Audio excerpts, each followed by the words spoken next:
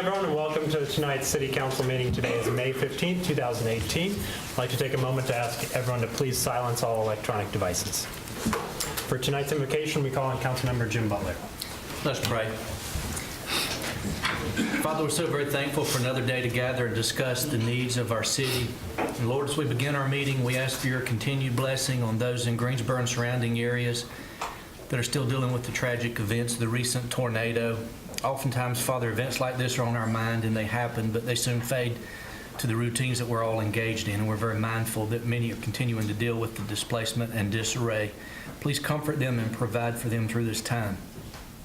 As we navigate through our agenda this evening, we pray for guidance and direction on the topics to be discussed. Father, may we communicate with respect for one another, where opinions may differ, and may our debates be healthy and thoughtful along the way. We thank you for the many members of our city staff, the services they provide to all of us who are residents, and we pray that you keep them safe in their duties and productive to those in need. And please bless this council, Father. Give us knowledge and wisdom from above, and we give you the praise for these things that we ask. In your name we pray. Amen. Amen. We have a special presentation this evening. At this time, I'd like to recognize Molly Whitlatch, Chair of our Historic Preservation Commission. Good evening. Thank you for having me. It's my pleasure to present the 2018 Mini Tree Pine Preservation Awards. Each year, it's going to fall. Each year, the Burlington Historic Preservation Commission recognizes properties that have been restored in an exemplary manner. The award is named in memory of J. Mini Tree Pine, who was a former member of the commission and a pioneer in Burlington's early preservation efforts. He led a campaign in 1966 to save the globed lanterns on Fountain Place. We're recognizing 2 commercial properties this year, and we have some photographs that will be up on the screen. The first one is Smitty's Ice Cream on 107 East Front Street, and Amy Knockley is here to accept this award. This property was in the former Front Street Public House, which was a bar, and it's been completely restored inside and out, and it's really improved the streetscape and become a destination for families downtown. So, Amy, if you can come accept your award. Tom Landon. Thank you so much. Thank you.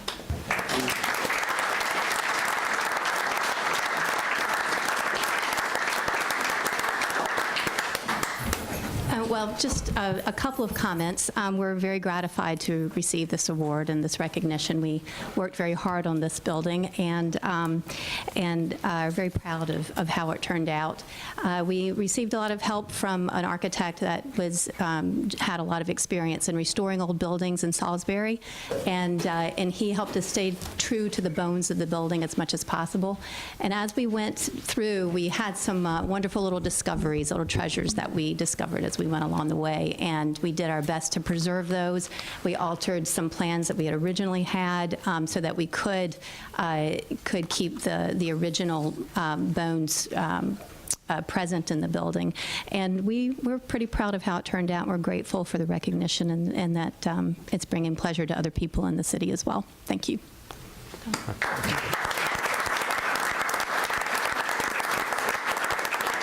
I really just want to thank the commission and the council for recognizing us. This was Amy's vision. She made it happen. I'm so very proud of her. And come see us at Smitty's, please. Tom, all the ice cream is fat-free, right? Okay, our second property that we're recognizing tonight is the HCO Properties building at 703 East Davis Street. And I know there's at least one other property on East Davis Street that has received this award, but it's been a really long time since we've had a property on that side of town, and so I'm really excited. The reason that we do this in May is because it's National Preservation Month, and there's a theme for this year called This Place Matters. And this particular building really makes me think of that. I think it really embodies that because it is a real estate company, but it's become a place where they're having art exhibits and community organization meetings and things like that. So it's really become part of the community.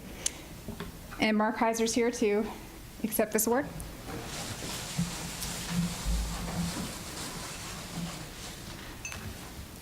Thanks, Mark.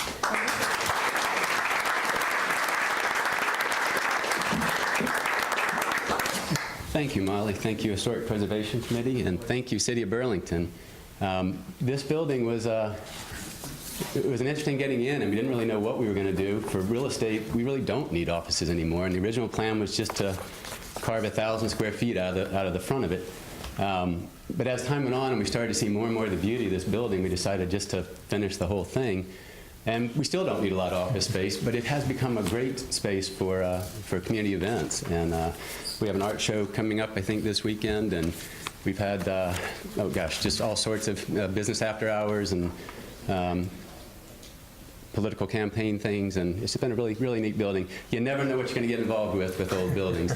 This one had good bones, had floor issues and moisture issues, but it all worked out, and it's been a wonderful, wonderful building for us. So very grateful to be in Burlington and for all the support that we've received from the City of Burlington. Thank you very much. Thank you. Thank you.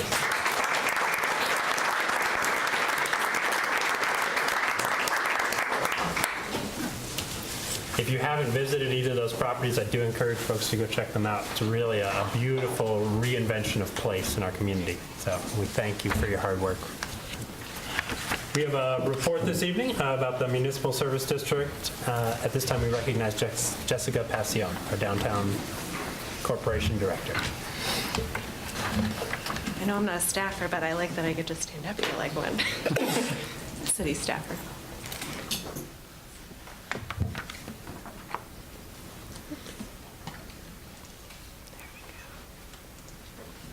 All right. Good evening, everyone. I'm Jessica Passion, Executive Director of the Burlington Downtown Corporation, and I'm delighted to be speaking here with you this evening. I'd first like to thank City Council for allowing me to review the work the BDC has done this past year, as well as thank the members of the BDC Board of Directors and our Board President, Jeff Andrews, who have joined us this evening. I'm incredibly honored to represent the BDC and for the opportunity to work towards revitalizing downtown Burlington. I'm excited to report on the great work the BDC has accomplished during my first year as the director. The Burlington Downtown Corporation is a 501c3 agency that works to bring together the resources of city, community partners, and the downtown community to maintain, enhance, and promote downtown Burlington.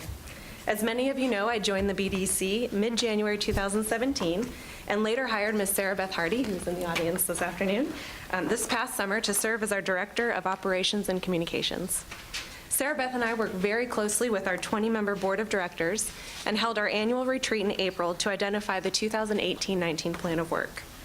For over 2 decades, the mission of the BDC has been to create an environment for development that enhances Burlington downtown as the cultural, historic, social, and economic center of the community.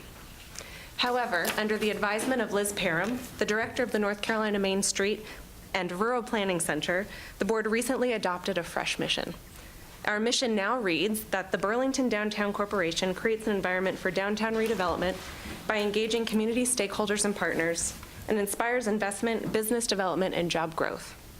All of this is in an effort to fulfill the new BDC economic positioning and 2023 vision statement, which states, a nationally recognized maker city, downtown Burlington, North Carolina is the Piedmont's central gathering place for spontaneous interaction and collaborative connections between artisans, innovators, and entrepreneurs.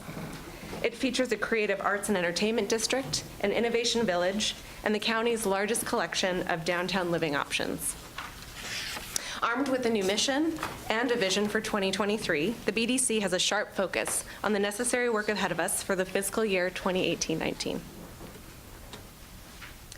The BDC was established in 1988 with the formation of the Municipal Service District, or MSD, and the Burlington's entry into the National and North Carolina Main Street programs.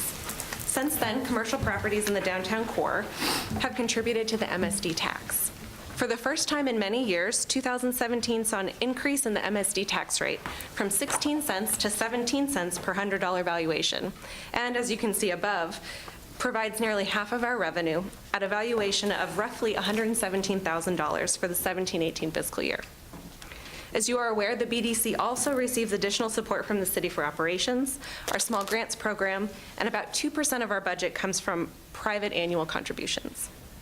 The 2017-18 budgeted expenditures do mirror those from the 16-17 fiscal year. These funds allow BDC to work towards positioning downtown Burlington as the best district for retention and expansion by offering incentives and technical business services to assist MSD business owners and property owners. We strive to be the first resource the MSD businesses and property owners turn to, and are diligently working to cultivate the partnerships with community members that have been established over the course of the program, so that we're able to provide businesses with educational and promotional tools for continued success and the opportunity to thrive in downtown. In order to tailor our services to best fit the needs of our MSD neighbors, we are constantly seeking public input. In March 2017, the BDC launched the first phase of an ongoing effort to hear from every MSD business and property owner. Since the first distribution of our stakeholder survey in March 17, we had received only 20% responses from our business owners, and 18% of our property owners responded. So it became obvious, painfully obvious, very quickly that a multi-pronged communications approach was needed to be implemented in order to encourage more responses from those MSD stakeholders, which is why input gathering now takes place more frequently and through multiple communications channels. In partnership with B-Town Events, the BDC hosts a quarterly downtown event planning meeting at the Historic Depot. To date, 3 meetings have occurred, and attendance has been high at all 3. Additionally, the BDC partnered with the 2017-18 Elon Business Fellows for a year-long project to assist us with gathering input from business owners. The responses from their survey efforts identified 3 recurring topics. First, business owners want more pop-ups at events. Secondly, many replies identified the need to improve the internet capabilities in downtown, as connectivity has proven to be a factor in how well many of those organizations and businesses perform. And finally, our MSD neighbors want a central location to post information about all downtown events and gatherings. This feedback has allowed us to address immediate needs as we plan for the coming months, so that we can focus our efforts on initiatives that truly serve the MSD community. Investing in downtown is another key priority to fulfill our mission. On behalf of the BDC board and staff, I'd like to thank the city for its continued support of the BDC Small Grants Program through the $75,000 annual commitment of funds for us to reinvest back into the health of our downtown. I'm happy to report that we have awarded over half, in fact, nearly 65% of our grant dollars for this fiscal year. 3 different grants were awarded to as many different recipients. A change from the 16-17 grant cycle, which saw the awarding of 8 different grants to 6 recipients. During the 17-18 grant cycle, however, the board focused on awarding larger grants for building rehabilitation and modernization. These larger grants yielded a greater dollar-for-dollar economic impact, leveraging over $110,000 in private investment alone. The BDC Grant Committee meets tomorrow, in fact, to determine this 18-19 grant award cycle criteria, so that it aligns with our newly adopted 18-19 plan of work, and also to consider a recent grant application for this fiscal year. It's the BDC's goal to invest all of our grant dollars back into the district and continue incentivizing downtown development. Our combined efforts are paying off. There are 124 properties in the district, and the property mix is comprised of 96 buildings, 25 parking lots, and 3 community or green spaces. As you can see, LabCorp has the largest percentage of MSD property, but we are very happy to call them our neighbors. Taking a closer look at the state of the MSD properties, I'm pleased to note that over 80% of the 96 buildings in the district are currently occupied. Of the buildings that are vacant, only 3 are vacant and unavailable.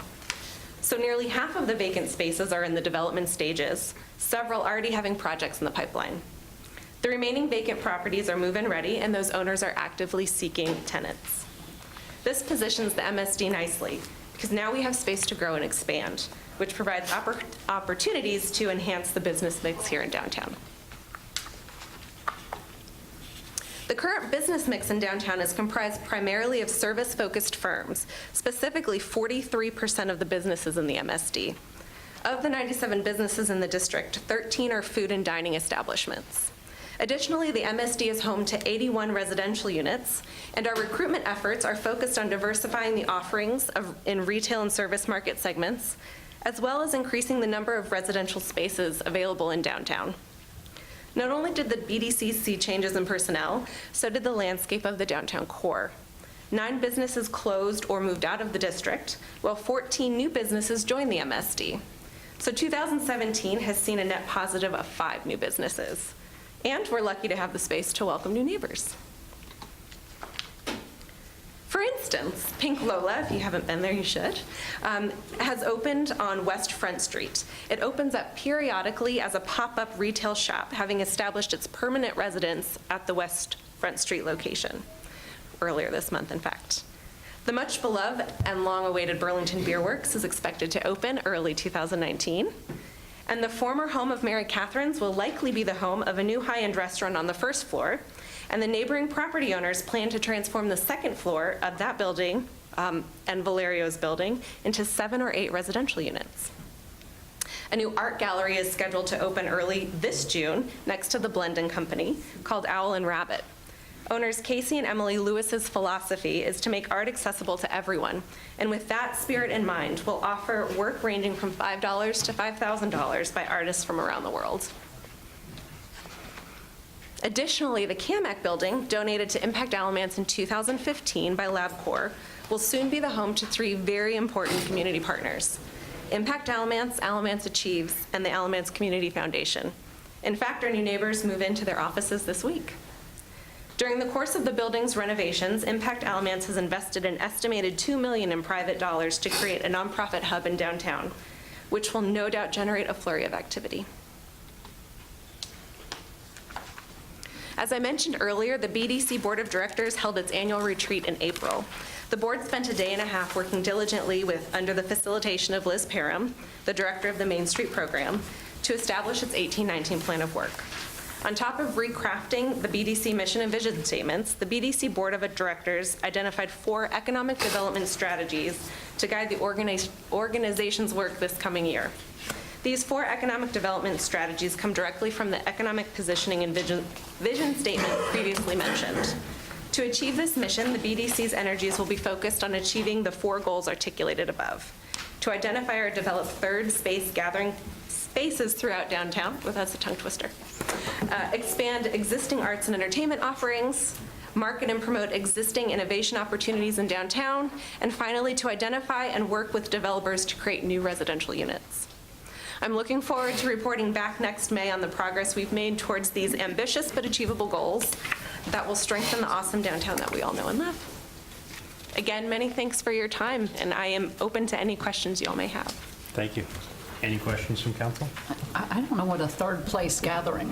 Sure. So that's an environment where people can organically meet and connect together. So the amphitheater would be considered a third space gathering place. The courtyard between the Blend and where the Blend and Steam Junction is considered a third space gathering place. Pop-up parks, pocket parks, those kind of public community green spaces and other infrastructural rural spaces are considered third place gathering spots. The third being the first is where you live, the second is where you work, and the third is where you Thank you. hang out or. And I didn't mention, but now our city council representative on our board is Mayor Ian Biltutis, and so I appreciate your help. Thank you. Jessica, we've had these reports done for some of us for a number of years, and I can assure you this is the most concise and informative report we've ever received from the Downtown Thank you very much. Association. Thank you. Very much so. Thank you. Thank you. Does anyone else have any other questions? Well, you know where we are. Please come see us. Thank you. Thank you so much. You're welcome. Thank you, Mary Beth. Thank you, Jeff, as well. This time we recognize our city clerk, Renee Ward. Member of Council, it's my responsibility to remind you of your duty to avoid conflicts of interest. If time has a period, potential conflicts will come into Before council are minutes from May 1st, 2018, city council meeting. Do I hear a motion and second to approve those minutes? So moved. Second. All those in favor, please say aye. Aye. All those opposed? Minutes have been approved. Before council is the agenda. Do I hear a motion and second to approve the agenda? So moved.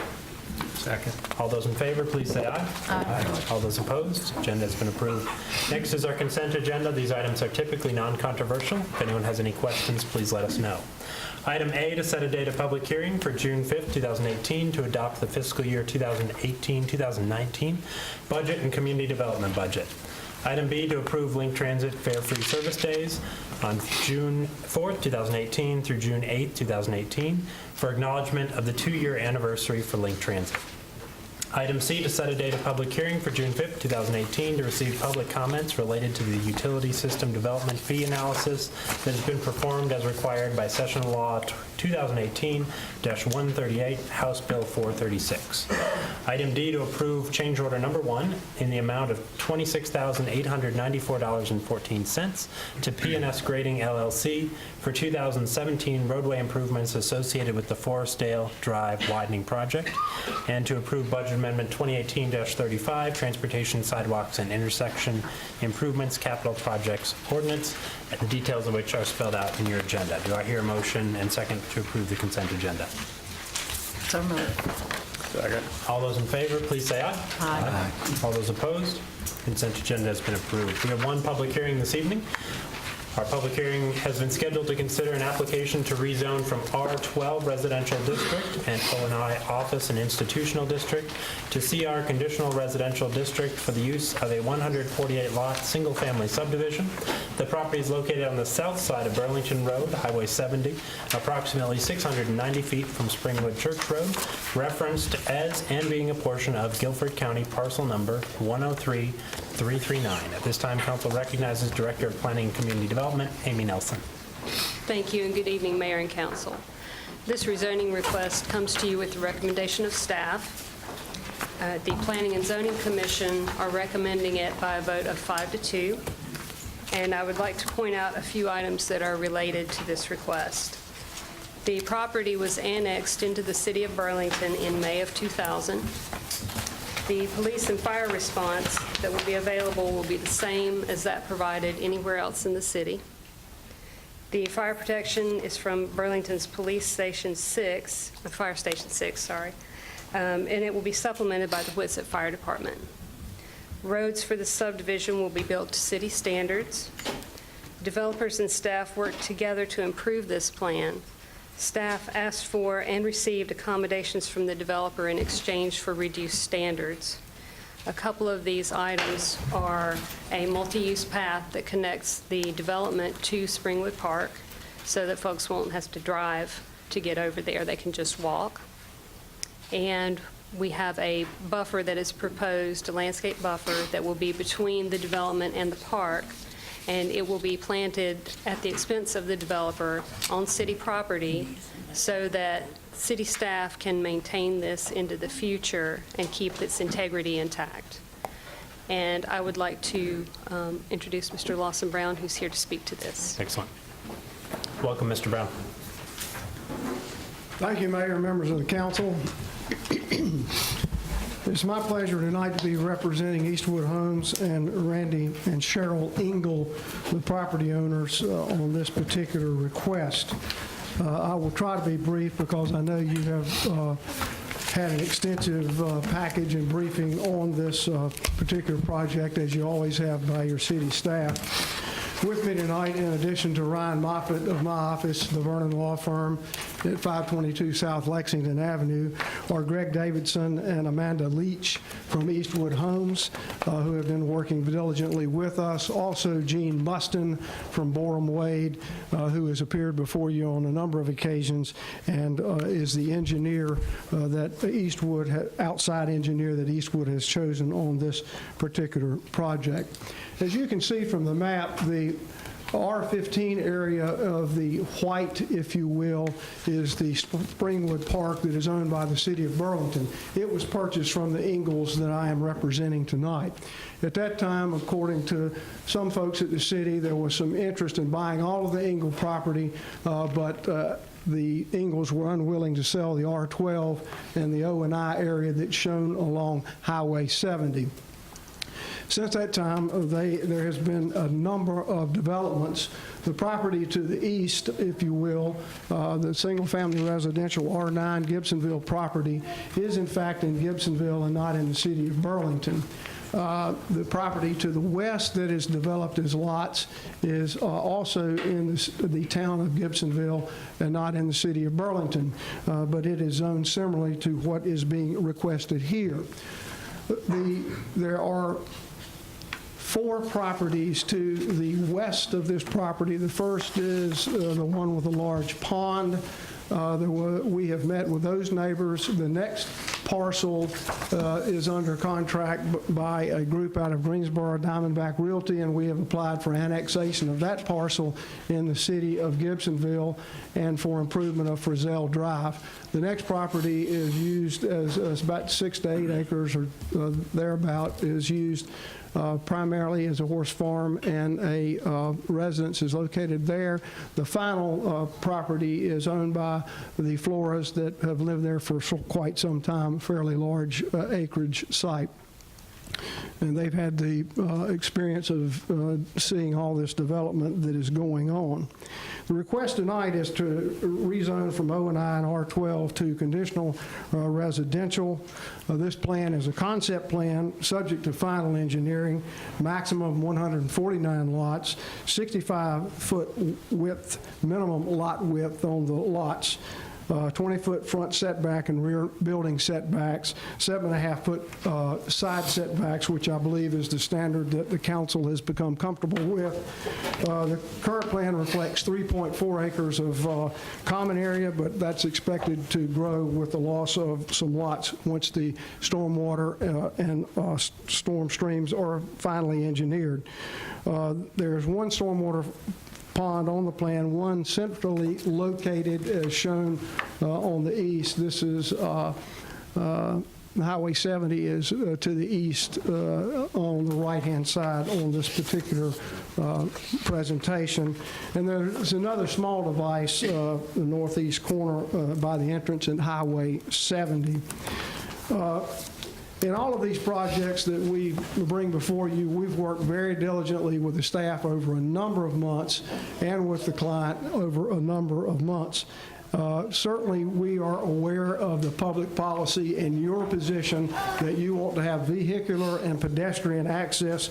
So the 2 stub-out streets from the Carson Farms neighborhood at Brycewood and Farmview Drive, those were stubbed out under that same philosophy, if you will, and we are tying 2 streets into there. So there'll be an entrance off of Highway 70, as well as the 2 entrances into Carson Farms neighborhood, the connectivity having been planned for when Carson Farms was laid out.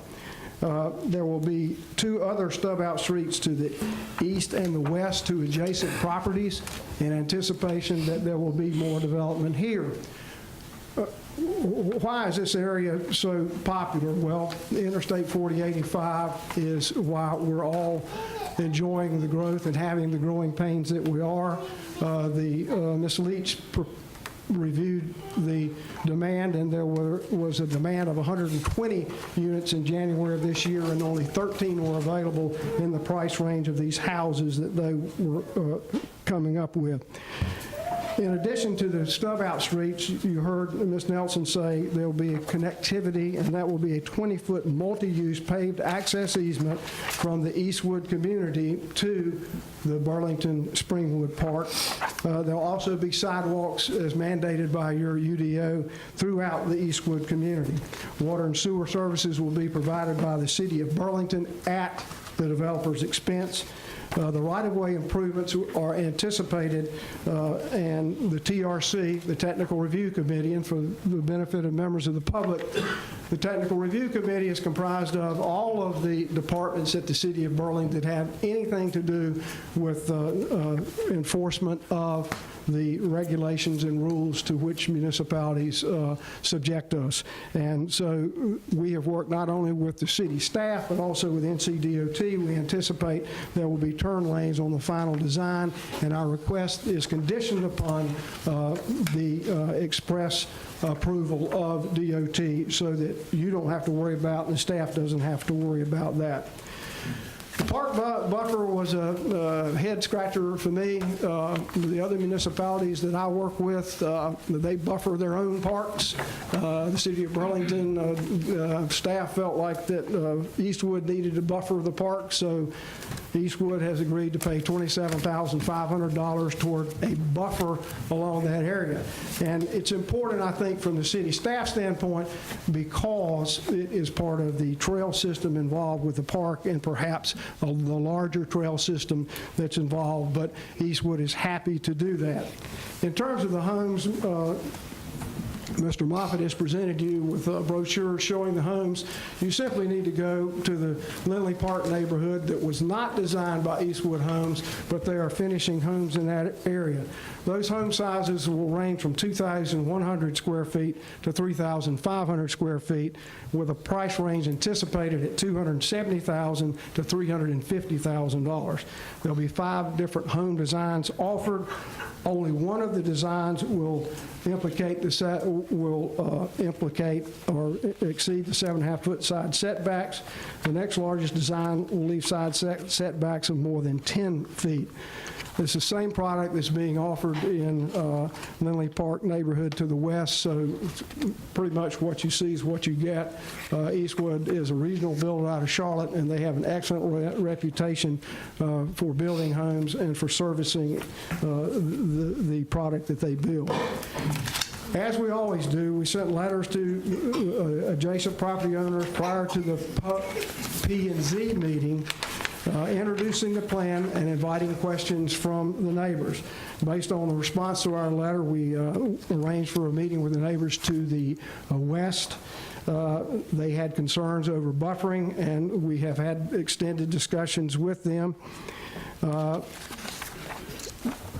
Engle Farm western property line is lined currently with dense natural vegetation consisting of large hardwoods, smaller evergreens, and understory shrubs and brush, almost to an opaque degree. Nonetheless, Eastwood has agreed that it will, one, try to preserve existing natural vegetation screening. 2, where existing vegetation is removed, it will construct a 10-foot buffer equivalent to a Type C planting yard for 100 feet in either direction along the property line from the closest point of a residence. So if a resident's looking out their back window, that'll be 100 feet of that property line that will consist of a buffering to the Type C as stated in your UDO.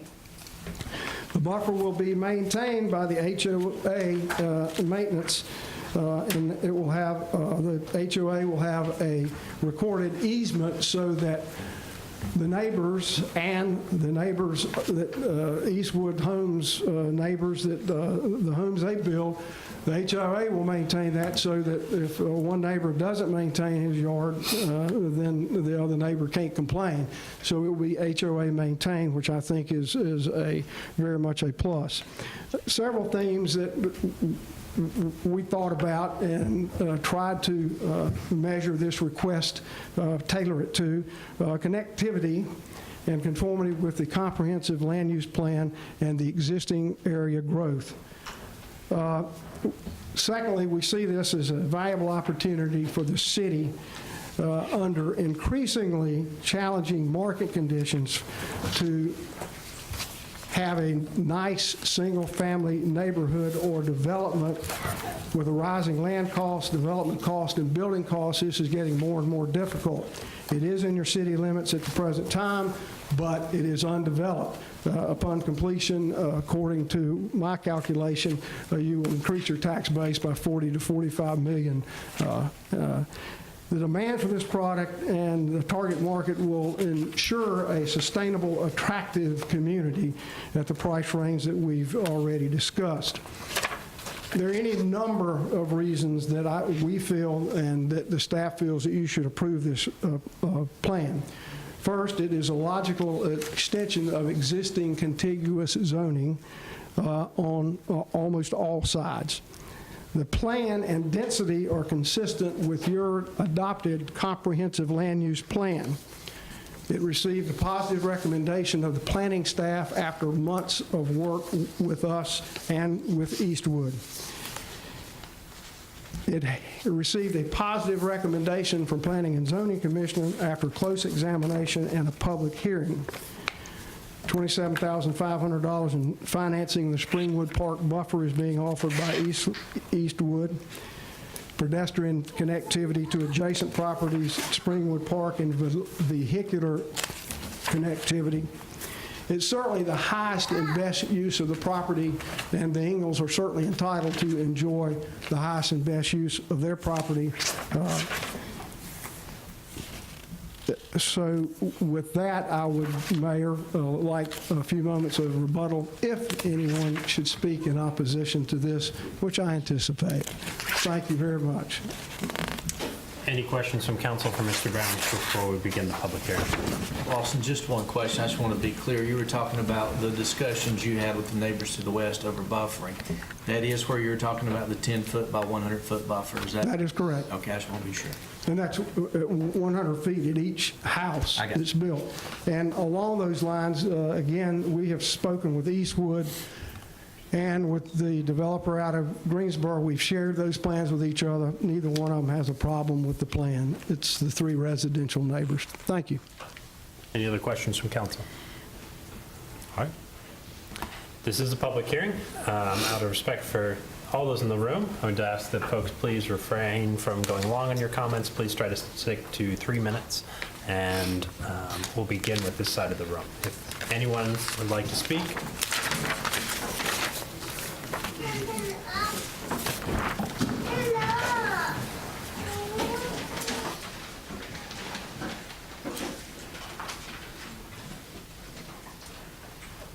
And if you could, please state your name and address. My name is Carrie Logan. And if you need to adjust the microphone. My address is 120 Cape Fair Drive. I oppose the R9 rezoning.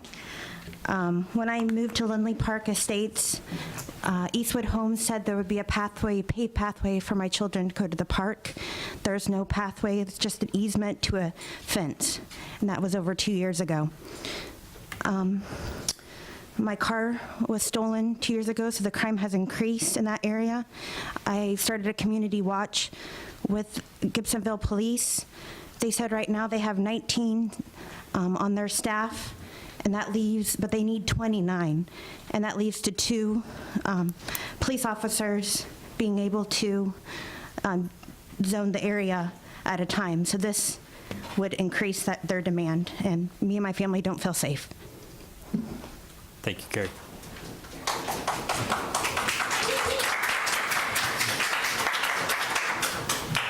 Welcome. You can state your name and address. Benjamin Logan, 120 Cape Fear Drive. Thank you, Mayor and council members, for your time tonight listening to our concerns. I've sent many of you an email with my concerns, but I'd also like to offer them for the public record. I live in Lindley Park Estates. I have a Gibsonville tax base along with Whitsett.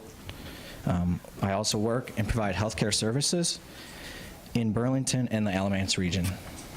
I'm concerned about my police force, fire department, and first responders resources being stressed beyond their already stretched capabilities. Due to its location, this new development would collect City of Burlington taxes, but rely on its surrounding community's resources to respond to emergency calls. I am concerned about the current safety issues in my adjoining community. We have had an unacceptable increase in serious and violent crimes. In the past 24 months, since construction of new homes has resumed in our community and surrounding communities. These crimes include auto thefts, breaking and entering, major burglary, vandalism, trespassing, and speeding throughout our community. I'm concerned, as a father of 2 small children, about the negative impact this development will have on our schools. These new residents will be districted for Gibsonville or Sedalia elementary schools and Guilford County programs. Again, collecting City of Burlington taxes while utilizing surrounding community facilities is not the best way to plan for growth and development. I currently reside in an Eastwood Builders development and have seen firsthand their unfulfilled and misleading promises they have made to our respective residents. I have also been to last month's rezoning and planning meeting for this development, and I would like to draw attention to inaccurate, misleading potentially deceiving information made by Mr. E. Lawson Brown on behalf of the developers and builders. I thank you again for your time and your attention with my concerns. I would hope you would wholeheartedly support strong and healthy community growth that employs sensible and fair development. And thank you again. Thank you, Benjamin.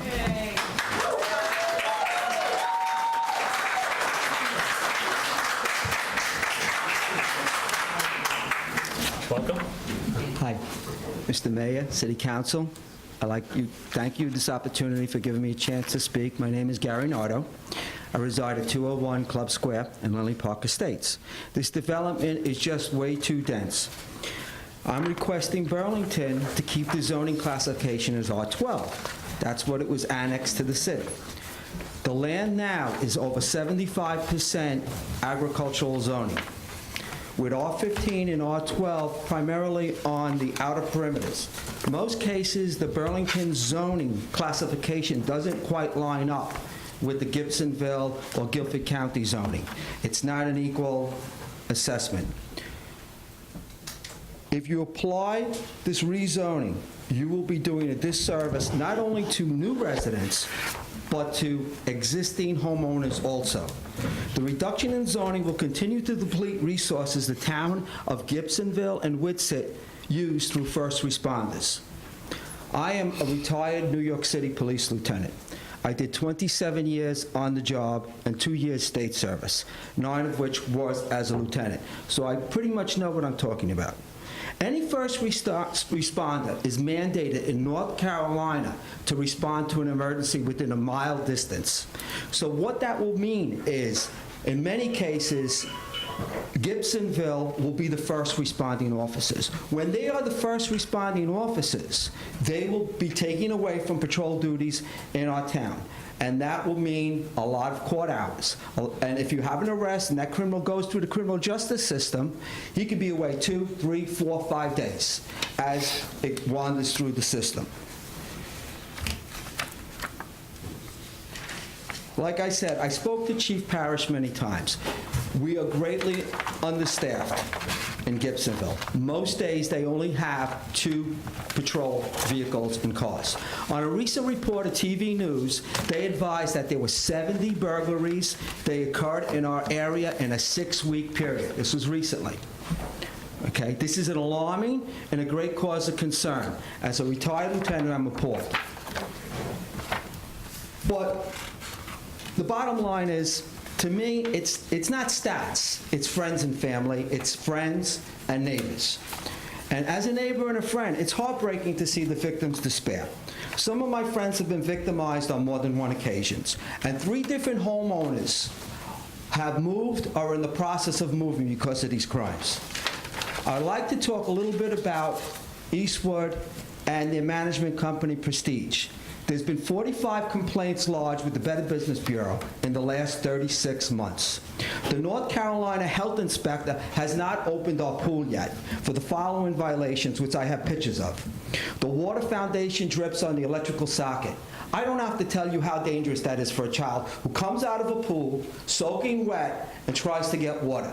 The answer to them is to pull the plug. Just pull the plug. That will solve it. We have a broken fence that's going on 2 years. We have drain covers that are not the correct drain covers. Some places have a 6-inch gap under the fence. North Carolina law states the gap must be 2 inches, so they have to correct that. The phone has not been activated as of yesterday. But the best part is state law requires an annual meeting with the HOA. We haven't had one in over 15 months. State law also mandates that the homeowners get a budget to see how their money is being sent. Again, it hasn't been given to us in 15 months, so we don't know where our money's going. North Carolina's largest resource is its wonderful people and its beautiful land. It doesn't matter whether it's the federal level, the state level, or the local level. The #1 objective for government is to protect its citizens. And I think this will be not protecting them. This service goes through. Thank you.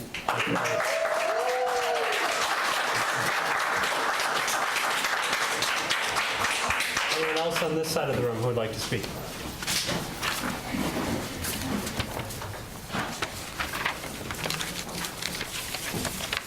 Hi, my name is Brittany Combs, and I live at 308 Cape Fear Way in Lindley Park Estates.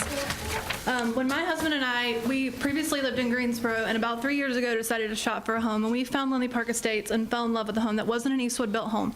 It was built from the previous builder before they moved out. An amazing, wonderful home. And we picked this community because I walked into the model home in Eastwood, and I sat with an Eastwood representative who told me, we're going to connect to the park, everything is going to be beautiful, we're going to do all these things for you.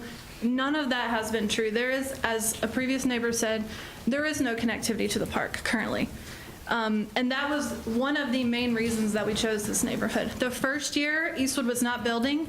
In our neighborhood, there was no current building. They had a model home, but they hadn't released the property in the back to be built on yet. And so everything was quiet. It was safe. Since Eastwood has started building, my family has felt unsafe. We've had to face expensive installing cameras outside and inside our home that we can monitor it because of the crime rates that have coincided with Eastwood being in our neighborhood. This crime was not here before, and it's here now.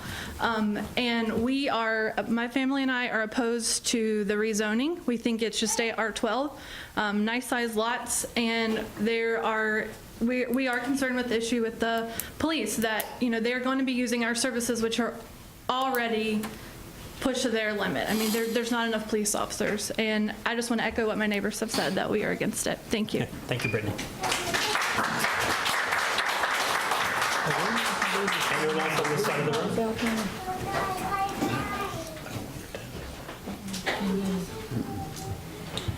Welcome. Good afternoon. My name is Corey Muirhead. I live at 108 Bowling Springs. Like many of us here, we bought in Eastwood and in Lindley Park simply because of the type of community it is. It's peaceful, it's quiet, neighbors are great. We have kids. We're all like married with kids, young kids. We all get along great. We all play together. We want to feel safe. And as many of you guys here can attest, if you're not invested in something, then there's no reason for you to care. And if you're going to put up rental properties in this neighborhood, these people are not going to be invested. That's just common sense. So there's no reason for them to drive safely through the neighborhood. There's no reason for them to be neighborly with us, because at any moment they can pick up and they can leave. A home for me and my wife is an investment. So we've made an investment.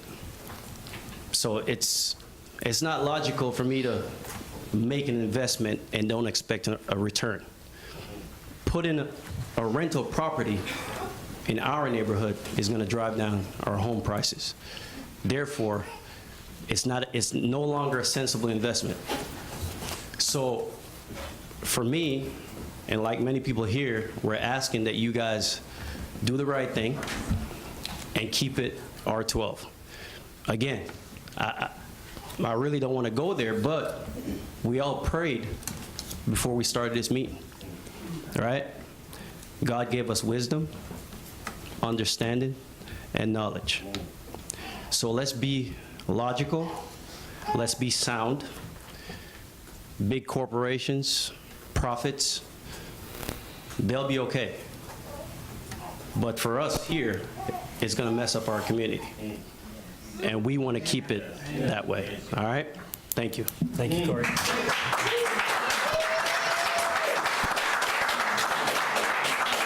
Anyone else on this side of the room would like to speak? Can I get that blown up just a little bit bigger? Amy, can you? So you can see. That one. That's the one I like. Okay, my name is Jim Healy, and I live, I pointed out,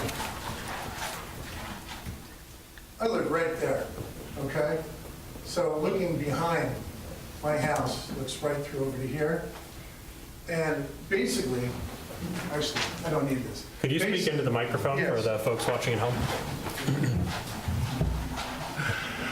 when the lawyer for Eastwood, who's also the lawyer for the Frizzle Road plot of land, which is literally right behind me, came out last time, they made some gross misstatements.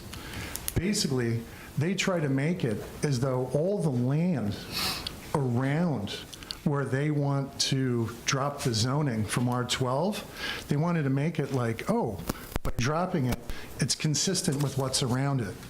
The little plot of land on Frizzle Road that you can see just to the left of the yellow, which is full of trees, is actually zoned agricultural.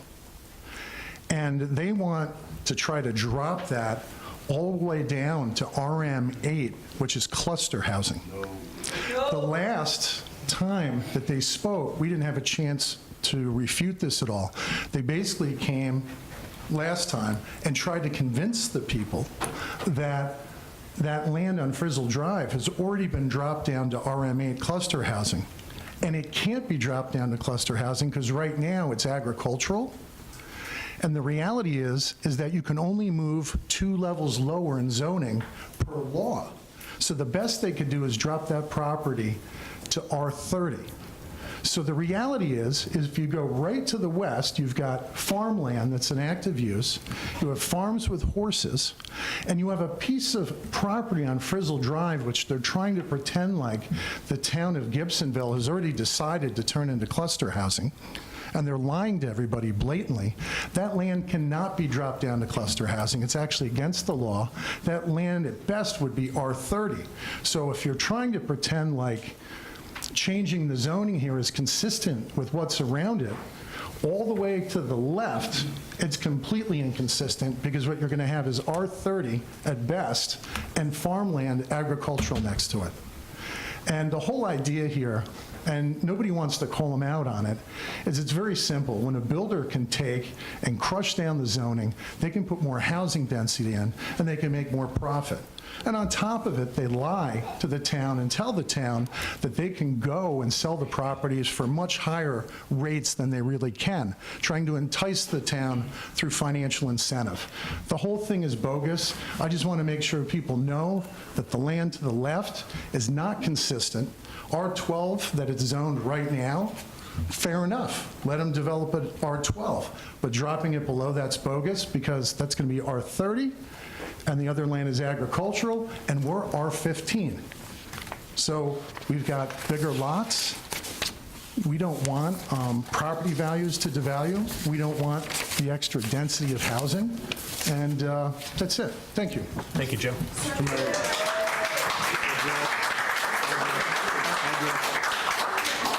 Yeah. 208 Club Square. And I'm adjacent to Frizzle Drive, where they're trying to change the zoning on Frizzle Drive and the town code. Thank you. Thank you. Anyone else on this side of the room? Good evening. My name is Aaron Cones. I live at 308 Cape Fear Way. I oppose this rezoning for a lot of the same reasons. The strain on the municipal resources that it's going to cause, and I believe our zoning in Lindley Park Estates is R15. I noticed that the zoning isn't on the map, and I think that may be on purpose. Amy, can you clarify I think that dropping it It's not in our to jurisdiction. dropping it to this particular property to R9 would be a mistake. It would be out of sync with everything else that is around it. So, thank you. Thank you. Anyone else on this side of the room? Anyone on this side of the room would like to speak? Welcome. Sorry. My name is Joe Orzakowski. I live at 311 Cape Fear Way. Thank you for the responses to my emails. I appreciate that. I'd like to look at this issue from a little different perspective, and I guess I should make it clear at the beginning that I oppose the rezoning request. My perspective is that I'm disappointed with the City of Burlington for offering building permits to any builder when the building site is located in an area that first responders cannot respond to in sufficient times. If we're going to depend on our municipal neighbors to do that, I think we're setting up an expectation, and it's my understanding, without payment. Now, I'd like to offer to you a couple different suggestions in this regard.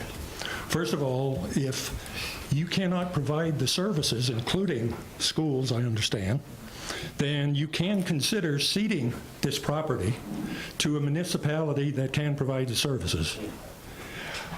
I doubt that that's going to happen. I could also suggest that if you will depend on other municipalities to provide services, that you pay in full for those services. I doubt that that will happen. I would also suggest that you can consider funding positions for first responders to these other municipalities so that they'll have better resources to provide the services. From the builder's point of view, I think it would be reasonable that you should require the builder to provide more secure doors, more secure windows, fire sprinkler systems in an area that can't adequately be protected, at least on a timely basis, as other parts of the city. Now, if you think that you can expect this builder to act responsibly based on what they've said, I want you to consider this. The builder, knowing all of the facts that we know, considers an adequate response to requesting putting more houses on smaller lots in that same area. I anticipate that the builder doesn't see this situation as a problem for two reasons. The first reason is, if you put more houses on smaller lots in the same area, you increase your profit. And the second reason is, the builder's not going to live here. Thank you. Thank you, Joe. Anyone else on this side of the room would like to speak?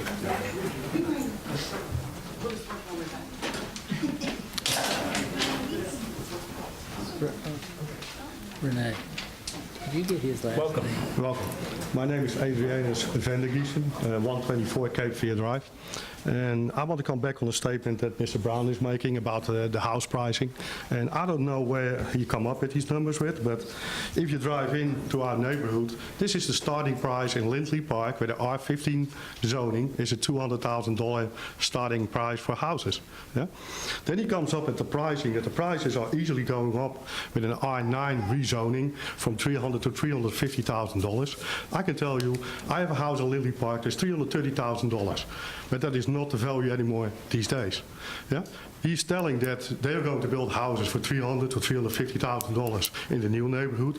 They even sold one house in our neighborhood for more than $300,000. How can that be? So the prices for the inventory houses in the last 3-4 months are dropping down by $10,000, $15,000 to $20,000 a month. So the prices are not going up. The prices are going down. So that means that my house is even built in a better way. The house is bigger, is built in a nicer way. In that time, I lost already $30,000, so I'm going to lose another $30,000. So, and I cannot believe that people can make these statements and nobody look into these things, what the reality is. That is what the thing that I want to say. So I'm absolutely against the R9 zoning. Even I'm not happy with R12, but that is at least the last thing what you can do. But I think I'm not happy with these statements that people can lie about these things. So that was my statement. Thank you. Anyone else on this side? Yes, sir.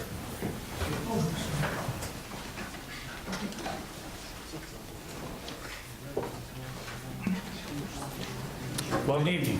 Thank you. My name is Don Moyer. I live at 118 Cape Fear Drive, Witsit. I live in Lindley Park.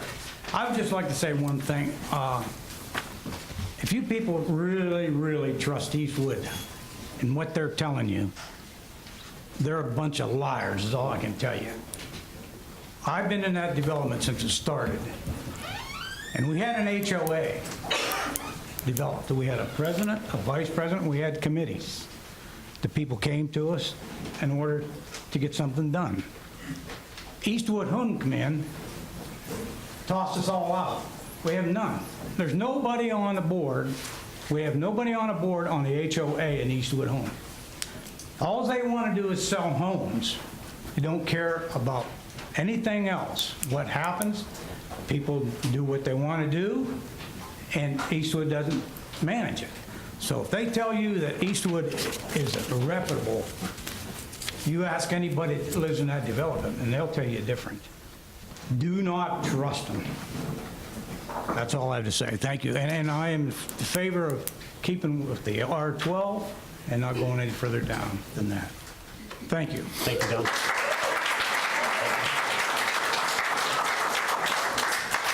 Anyone else on this side of the room would like to speak?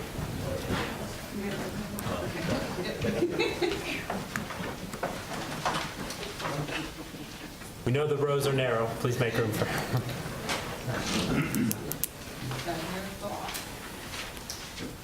Welcome. Thank you. Hi, I'm Ryan Bashirs. I live at 125 Frizzell Drive on the western edge of the property that's being requested to be rezoned. First of all, I'd like to say that we do not oppose development, but we like to believe that it should be respectful of the communities that already exist around it. So therefore, we believe that the R12 current zoning should stay the way it is. There's a few reasons for this. First thing is safety, as many of my neighbors have iterated. Crime has increased due to many factors of development and just who knows what, but the resources of the community surrounding this proposed development are stretched. I think we all know that. We've seen it in the news. We hear about it all the time, particularly those of us who live there. It's just the fact of life right now. We all have to live our lives a little differently already, and we do not want that to get any worse by adding a denser community than already exists. Also, traffic-wise, on US 70, which is the primary road for entrance and exit to this community, is already a very busy road. Traffic, particularly at rush hour, if you need to turn left, it can take a very long time. With the 40 homes still to be built in the Lindley Park Estates neighborhood, and then an additional proposed 149, that's 200 homes, possibly up to 400 cars, with entrances within 1,500 feet of each other, not to mention Walnut Crossing coming into there. So that is a congested area in the making. That's a lot of cars trying to get in and out at any given time. The road just cannot support it. It's 2 lanes with a turn lane, and that's it. So not to mention the speeding that happens, that's a safety hazard.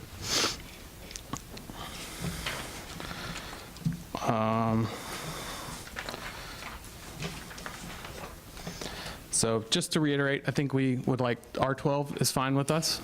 It's what it is now. It seems congruous with the rest of the surrounding communities. We're agricultural along our street, and then R15 in Lindley Park Estates, and then a park around it. So it just seems to make sense to us. So thank you very much. Thank you, Ryan.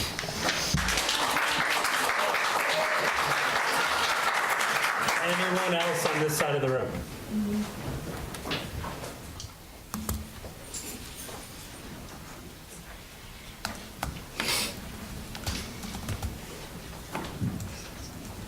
Welcome. Hi, thanks for having me. My name is Dr. Lauren Allen. I am also a resident at 125 Frizzell Drive. I would like you to first consider that all the folks speaking before you tonight within the Frizzell area or opponents to the R9 zoning are working, avid professionals. This is a grassroots effort, so our points may not be as eloquently put. Also, in the format of this meeting, we will not have an opportunity to rebut Mr. Brown's next comments. So please take that in mind, as I think some things maybe were not entirely factual or reflective of the current situation. That being said, Mr. Brown does seem to have forgotten those of us who reside on Frizzell Drive. We are actually in Guilford County. We are all zoned agricultural. The proposed development there where you see the trees is just that. It is proposed. Gibsonville is so opposed to this development that they actually tabled their annexation and planning department meeting until June, as they felt it was obvious that they did not have an accurate reflection of the situation, and it was vehemently opposed by the surrounding neighbors. I think my friends have already mentioned about some of the concerns we have for an increased density in the area, so I will instead focus on the need for an appropriate buffer between the western border properties. Mr. Moffitt, an associate of Mr. Brown, has proposed that we provide a type C buffer, which is a low-density buffer, between agricultural properties and the proposed R9. He includes that square footage. He recommends a 10-foot or existing buffer into the area will be included in those 9,000 square foot lots with 3,000 square foot homes. This means that the rear setbacks are going to be included into those buffered areas and not sanctimonious of the existing area. We would like to see a type A buffer, as these are obviously very different uses of property. Personally, the folks who live closest to us will be backing up to a manure pile. And I'm sure that they would appreciate a bit more of a buffer than the 10 feet that they have proposed. We also would suggest that in the buffering between Frizzell Drive and Lindley Park Estates, that the natural area that was left there has not been maintained by Eastwood Homes. It has created sinkholes, it's created wet areas that stay permanently wet throughout the year, created changes in the vegetation, and falling fences. I think some of my other neighbors will speak to that as well. It is not maintained. Their landscape bond was released far before they were ever held to the iron to get that done. So I would also propose that the conditional request that they have made is for a 7.5-foot side setback. That is not reflective of R9, certainly not reflective of the R12 zoning. It's a 10-foot side setbacks. Mr. Brown will propose that that is only a representation of a quarter of the homes that Eastwood plans to build in that development. However, that is too close. That means your neighbor's property, their home is within 7.5 feet of their property line. Sticking with R12 was the original vision of our forefathers 10 years ago when they made this R12. It was appropriate then. It's still appropriate and reflective of the neighbors' wishes at this time. I think I also sent you all a fairly lengthy document earlier. I think you will see that via your emails. I think you will also see that maintaining the R12 is a more natural delineation of the surrounding properties, whereas R9 zoning is only a pure expansion of the Carson Farms West. Okay. Thank you. Thank you, Dr. Allen.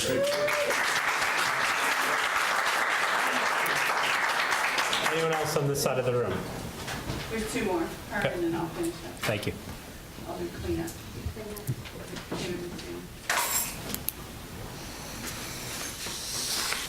Welcome. Hi, my name is Judy Flora, and I live at 135 Frizzell Drive. I think I sent all of you a letter and explained to you our situation, but my husband Ben and I have lived on Frizzell Drive for 41 years, so we've seen development all around.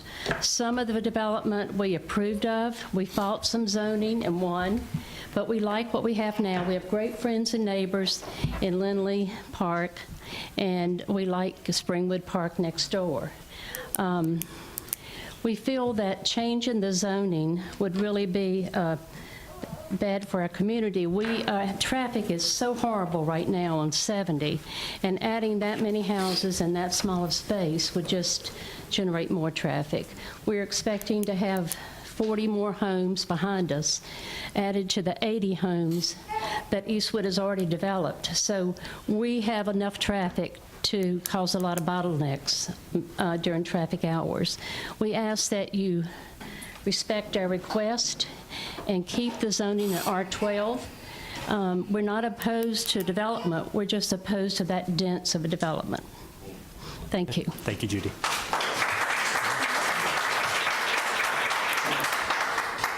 Is this our last speaker?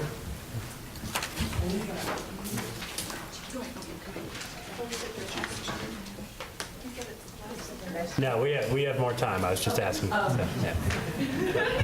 Okay, I am Dennis Ludwig. I live at 2208 Heathrow Court, Brownsburg, Indiana. My daughter, who you already met, and my grandchild, Lily, and my son-in-law live at 120 Cape Fear Drive. I came to this state 47 years ago at Camp Lejeune as a Marine Corps to serve my first duty station. I'm a graduate of Gardner-Webb University in North Carolina. 1976 graduate. My wife is in Pleasant Garden, was raised there. My mother-in-law lives 18 miles from here. This is my second home state. I'm very, very invested, and I want the best for my children in this neighborhood. I've got to know a lot of these people, very professional people. It's a little bit of my background. Also, I retired from the Indiana Department of Correction after 24 years and 16 days. So I have a little bit of experience with the potentiality of crime, what happens. I've taught effective fathering, substance abuse, boys' school, girls' school. I was Mike Tyson's counselor his last 18 months, worked with him to try to make life better for him and his family. So just a little bit about my background, where I'm coming from. And I thank you for this opportunity, and I would recommend that you keep the zoning at 12, not R9. Kind of wanted to share some information, and while I'm at it, I want to present some information for a matter of record, if I can do that. I've even got some material here. I have a wonderful article written by the mayor here that I do a lot of reading, and these are articles. And I'll just let you share with that here.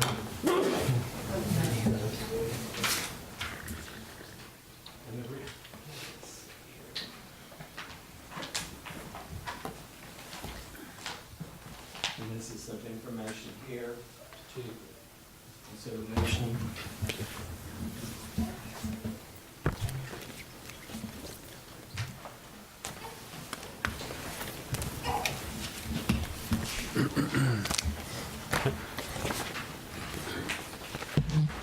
Dennis, any additional points? To save time, I was going to read your article. I've been so impressed with it. I've been looking forward to meeting you.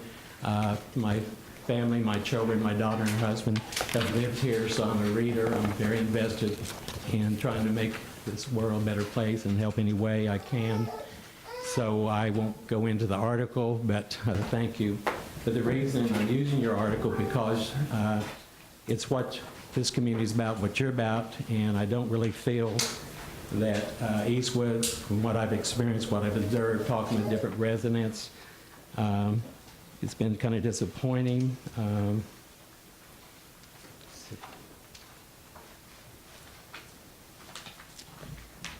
For example, this article here, Built with Care by Eastwood, this came out of their magazine and about their story. And I'll read to you, it's actually contained in their pamphlet I picked up the other day. The story of Eastwood Homes, founded by Joseph K. Stewart in 1977. Eastwood Homes is a privately held residential builder with a consistent track record of industry success and financial health. From the very beginning, and I quote this very important here about integrity. From the very beginning, it was Joe's dream to build reasonably priced homes of superior quality while maintaining a focus on conducting business with integrity. Unlike national builders, he was determined never to be driven by Wall Street profits, but instead by his desire to exceed the expectation of buyers by delighting them in every step of the building process. I skip on down here. Eastwood continues to ensure that each and every home is built with care. We pride ourselves as offering not just a place to live, but a way of life. At Eastwood Homes, Built with Care is more important than just a slogan. It is what drives us every single day, and what makes a difference for our buyers. So I see kind of a lack of integrity. There's a lot of talk here, but from what people experience, they're told they're going to have a paved road, so they go to the park, they buy, they're still told that. There's other issues I'm aware of, and attached to this handout is integrity. When I was in Avon, Indiana, at the Discount Tars, this is their national slogan, integrity. This is what real integrity is. And I'll share with you their statement, what they stand for as a nationwide company. Integrity. When you're looking at characteristics and how to build your personal life, first comes integrity. Second, motivation. Third, capacity. Fourth, understanding. Fifth, knowledge. And last and least, experience. Without integrity, motivation is dangerous. Without motivation, capacity is impotent. Without capacity, understanding is limited. Without understanding, knowledge is meaningless. Without knowledge, experience is blind. Experience is easy to provide and quickly put to good use by people with all other qualities. Make absolute integrity the compass that guides you in everything you do and surrounds you only with people of flawless integrity. And I do not see that they have exhibited what you stand for, what you've written, what you're about, and again, what this neighbor wants. They are not exhibiting what they have written here and they still pass out. So, and with that, I close and thank you for the time, and I encourage you to vote to keep it as it is, R12, not R9. Thank you. Thank you, Dennis. Anyone else who would like to speak? Thank you.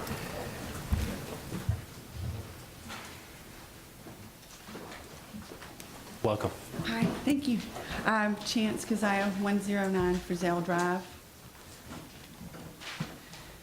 I do have one planning question. Can I not come out of my 3 minutes? Can I ask a planning question? Because I couldn't find it in your UDO or anything. Sure. How many zoning classifications is someone allowed to downzone during rezoning? Is there a certain number of classes We don't they're allowed have to? one. You don't have any? Okay. Okay. My education and my career is in municipal planning and in development. I even actually used to help work development with Eastwood Homes, so I've been on all spectrums. I've been a liaison to the board, I've been a planner, and I've also been a developer. I've held on every shoe and every hat, so been there, done that. I'm just going to kind of ask you truly, from a factual standpoint and from your own UDO, your own zoning ordinance, it specifically states in there that based on the motion that the planning board made, the recommendation to you all, that it was compatible with the existing land uses in the area. Now, based on Webster's, that doesn't fit. Webster's dictionary says that compatible would be like or similar to. 75% of the border for R12 is agricultural and larger than 3 acre lots. I believe Mr. Brown, I don't want to misquote somebody, but I believe Mr. Brown said it was consistent with the surrounding area. Again, according to Webster, consistent means marked by harmony, steady conformity, tending to conform in character. Again, if you've got agricultural in 3 acre, 5 acre, 10 acre, 2 acre lots, how in high heaven is R9, conditional R9 at that, remotely contiguous, consistent, or compatible to anything that's around? 75%. That's the majority. So if you're saying that 25% dictates how things get zoned and approved, then take out the words compatible, take out the words contiguous, take out the words consistent, and just slap a residential zoning on anything, and then just figure out what lot size you want to go with. Because truly, based on your zoning ordinance, I'm not even sure why we're bothering calling it an R9 conditional. It's closer to your R6. And truth be told, it's even less than your R6. Your R6 has a lot width of 50 feet. They're proposing 65. That is the only overage in your zoning manual that this would fit. The front yard and side yard and rear yard setbacks. Front and rear for an R6 is 25. They're proposing 20. The side yard for an R6 is 10. They're proposing 7.5. So how, call a spade a spade. Why don't you just say it's an R6 conditional rezoning? Why? Because that looks way worse than saying R9. R9 is a 75-foot lot width. Sorry, missed that one. Front yard setback, 30. Missed that one again, we're at 20. Rear yard setback for an R9, 25. Not getting that either, down to 20. Side yard is 10. Nope, missed that one again, down to 7.5. There's nothing wrong with the R12. Development's gonna happen. Nobody's got their head in the sand and saying it's not gonna happen. But at some point, just like every municipality has to face, how are we going to help provide services for those residents that are paying taxes? If they come in good faith, excuse me, if they come in good faith to your municipality, we need to figure out how we're going to provide services. And if you're depending on, my husband's an officer, I understand how the interagency works. They got a 1 mile response time. Let's not kid anybody. The nearest substation is over 7.1 miles away for police. Gibsonville and are going to catch the call. And then as soon as the Burlington officer can check off his call, then he'll come in and take over.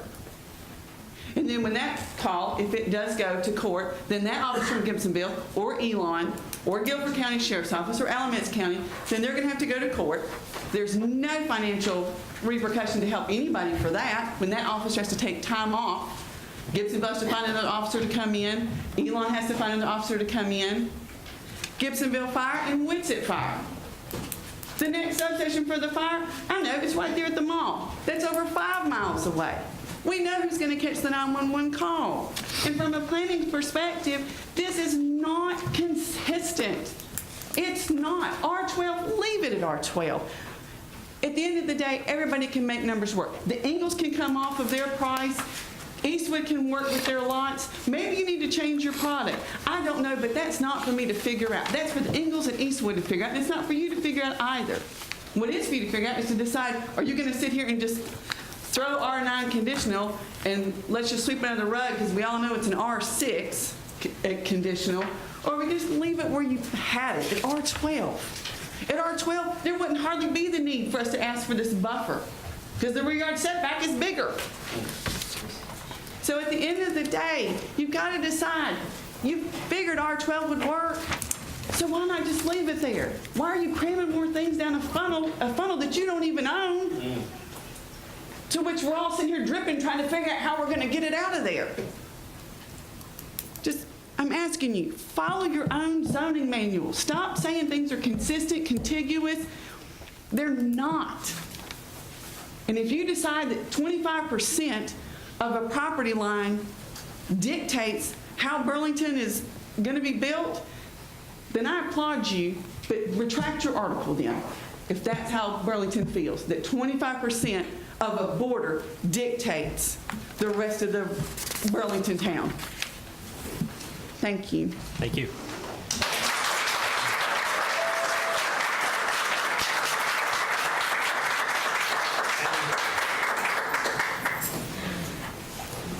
Yes, Gary? I just wanted to submit these photos that I told you.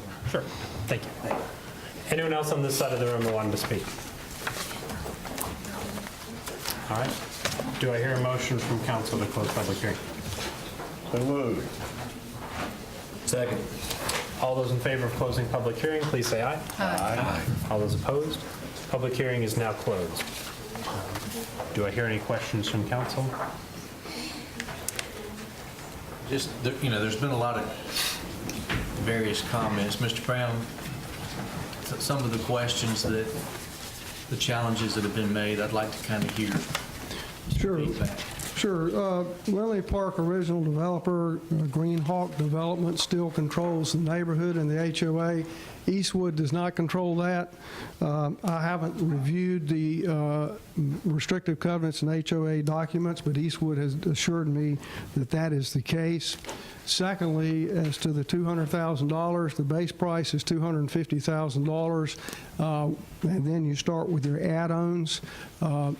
As to the police department, fire department, emergency services, you can't by law, and you're not going to allow this development without providing police, fire, and emergency protection. So I would much rather be in Burlington at R9 and have the Burlington police providing me with services and the fire department from Burlington serving me, as opposed to being apparently the hodgepodge that they have.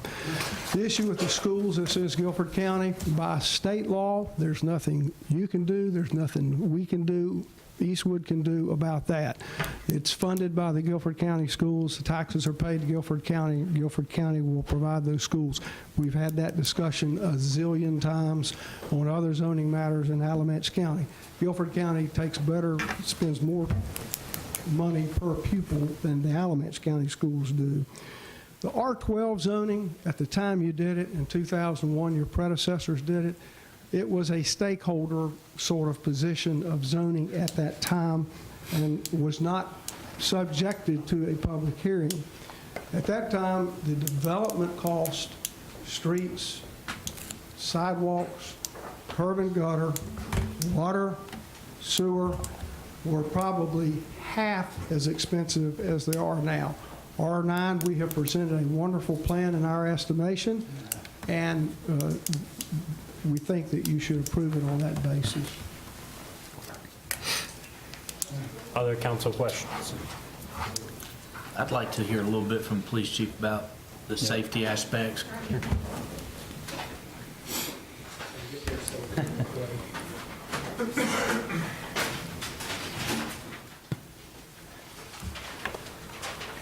With due respect for the concerns of the folks here tonight, I think we have a remarkable police department that's adequately staffed to protect all of our citizens. We do so for the neighborhoods that are nearby this neighborhood. We do that without complaint. We don't have any intention or desire to overly burden the Gibsonville Police Department in any way. We operate in Alamance County under a mutual aid compact, and we regularly respond out in the county. The county occasionally responds into the city of Burlington. We infrequently supply backup to Elon and Gibsonville. They mutually back each other up primarily, so we're not generally involved in that.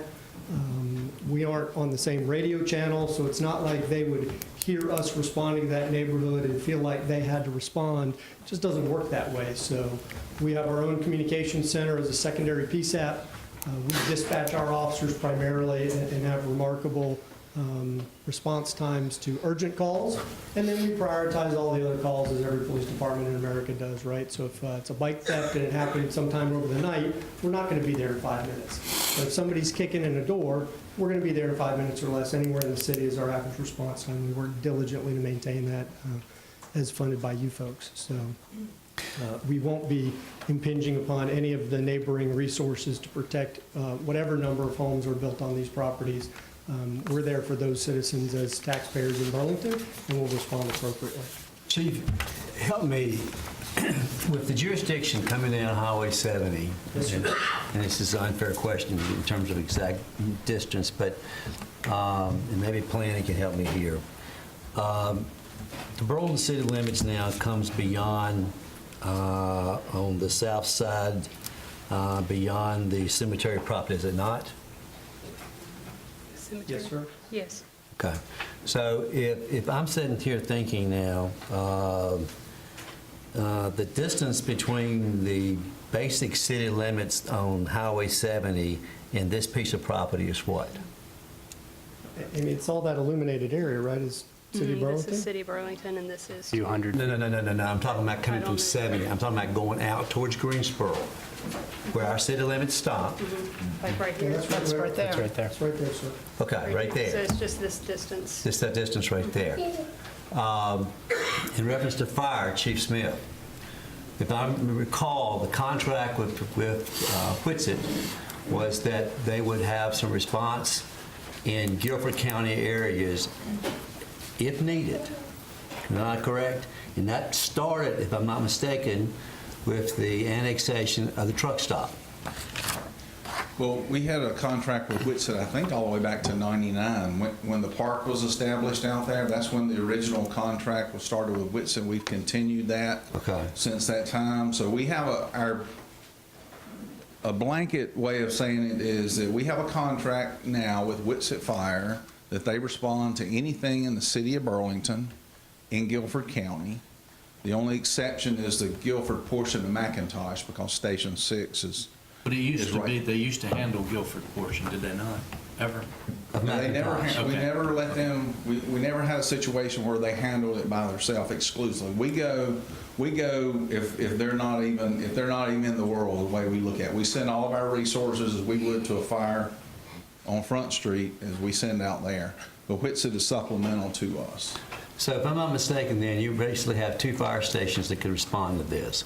One obviously is the one, Station 4 on South Church Street. That's correct. But secondly is a new station at McIntosh. That's right. Coming from the other side of the interstate, coming back around, which someone made a comment at 6.2 miles. I don't think that can't be correct. I think it's probably in the area of 3.5 miles from Station 6 to there. Whitsett is the closest. Whitsett is the closest fire department. I'm just going to say to the road. I don't know the road structure there, but Whitsett's probably around 2 miles away. Station 6 is around almost 3.5, and Station 4 is about the same distance. So we would have an addition. Our general policy is we're going to send 3 stations, 3 city stations with our resources, and then Whitsett's added on to that area out there. Okay. We compensate them. Whitsett Fire, yes, sir. We pay them a contract each year. You know how much that is? Last year it was about $45,000, and so they run medical calls, and they're responsible for responding in the engine with three people to a call out. That's what the contract says. Sometimes they have 3 people on 2 different pieces of equipment, but essentially they're sending us 3, and that's what our standard is on an engine company is 3 people.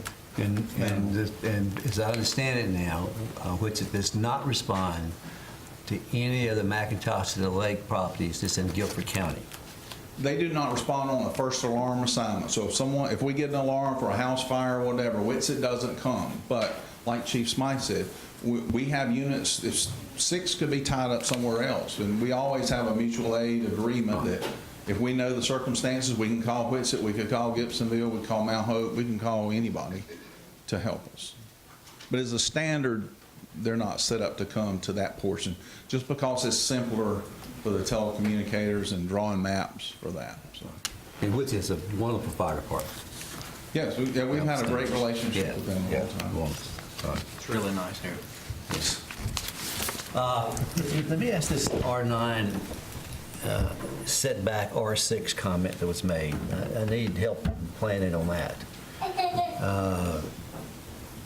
Thank you, Chiefs. And my notes were a little bit sketchy here, but the young lady indicated that the setback was more basically in zoning on R6 than what's been proposed here in R9. Is that correct? It's a conditional rezoning, and with the conditional residential. Okay. And it defaults to R9. All the lots are not R9 standard. You may want to, can you explain that in a little more detail? If you want the exact numbers, I don't have them with me. Joey, you want to come up here and... The conditional zoning, conditional residential defaults to R9 standards, but the requirements in conditional allows the petitioner to ask for requirements to be reduced. Okay. And that's what they have done. The setbacks are smaller, lot widths are less than what the R9 standard would be. But they are allowed to ask for those through the conditional process. Conditional rezoning. Correct. That's part of the reductions that I talked about earlier that they asked for, and then they made concessions to staff as well. Now, the Carson Farms property on the east side of the proposed area, that's also in the town of Gibsonville. Yes. Which is obviously you see a pretty piecemeal situation out there. How's that zone? I don't know what their zoning is, but I think it's equivalent. I know that their lot sizes are equal to this request. The smallest lot size I saw, according to GIS, was 9,100 square feet. So they're R12. The setbacks are larger than what you're proposing. That was the smallest size lot that I saw. Now, I'm not sure what their setback requirements are. They are asking for 7.5 feet. They are asking for 7.5 feet for setbacks. We have approved setbacks as low as 5 feet. The lot width they're asking for is 65 feet. R9 is 75 feet. So those are the reductions that they're asking for. Front setback's 30 feet, they're asking for 20. Mr. Moffett, did you want to address that? My name is Ryan Moffett. I work with Mr. Brown at the Vernon Law Firm. In working through this plan, we were in communication with the Gibsonville Planning Department. I did speak with Brandon Parker in that office specifically as to the zoning of Carson Farms. It is R9, and he did confirm that to me. So, just to clarify that point. So just so I'm clear too, because obviously this zoning was established back 15, 16, 18 years ago, something like that, whenever it was originally done. We're in the process of doing a draft UDO at this point in time that's going to change all this in some way, shape, or form. Would this be considered MDR, medium density residential? Yes. Under the draft? Yes. Which R9, R12, 15. Which would combine all three, R15, Correct. R12, R9. Right. That's the It'd all be proposal. one. Right. Just for point of clarification, the City of Burlington is going through what's called a Unified Development Ordinance update. Some of our ordinances are quite old, and so we're going through a full reevaluation on that and realignment of that. And one of the proposals is to change from this R number system to a light, medium, and heavy density residential. High density, So, yes. but Now, if I'm not mistaken, from years past, the park property was purchased from the Ingalls, if I'm not mistaken, 1999, the 2000 year, if I'm not mistaken. At that point in time, the property that we're talking about now was not needed for a park. If I'm also not mistaken, over my tenure as city manager, we were approached by the Ingalls about purchasing that property and really at that point in time, what was there was not foreseen to be used. But the zoning, help me if I'm not mistaken here, the zoning on that R12 and the ONI was done then basically in conjunction when they agreed for the annex to be annexed into the city, as when the park itself, that whole concept was put together, was it not? Correct. That portion was annexed in 2000. It was originally zoned R15. Right. In 2003, it was rezoned to R12 with the strip of O&I that you see. There was also, at some point in time, there was some discussion with Gibsonville because this lot right here was also in the city limits. But it went to Gibsonville with some sort of, from what I'm being told, issues with the park. The blue. Well, this, No, this to the north. Across the street. Right, yes, they're at the, close to the trailer park. Yeah, there was some swap, if you will, with Right. properties with That's right, that's Gibsonville. right, that's correct. And that was This involved in was- terms of this getting was- sewer, water and sewer along that road, if I'm not mistaken. But this was originally R15, just like this, and then it was That's right. rezoned in 2003 to R12 in the O&I. Now, the property on the, immediately to the west side we're talking about there, obviously that's in Gibsonville's jurisdiction, correct? This is Gibsonville, and this is Guilford County. Right, but I'm talking about that we're not involved at all in any kind of No. kind of zoning on that piece of property. No, Not at all. no. Okay.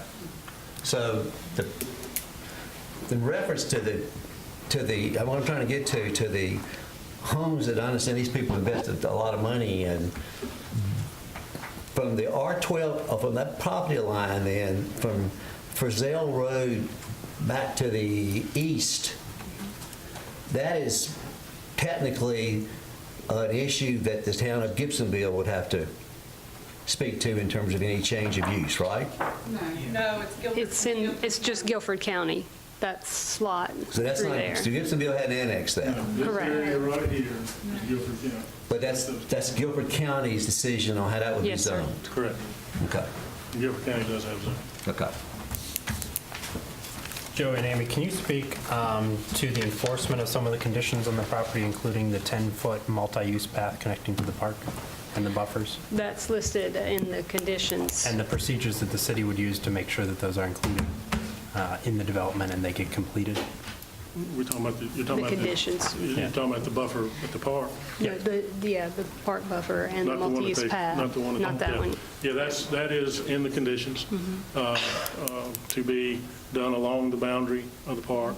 And in the city, there, like Mr. Brown stated, they are going to pay for that buffer, and then the city will maintain it. I think to add to the question would be, and so what happens if a developer or builder decides not to follow the conditions? What remedies does the city have? From what you're doing with conditional zoning basically is you're creating your own ordinance. So a violation of that ordinance starts with notice, civil penalties, and then criminal action if it's not taken care of. So those are the remedies. We could wind up in court actually to get it taken care of. I've got a couple of questions about the conditions, because it looks like there's some discrepancies, or I have a question about the condition number 3. If you, I don't have my copy of that, but I made some notes about it.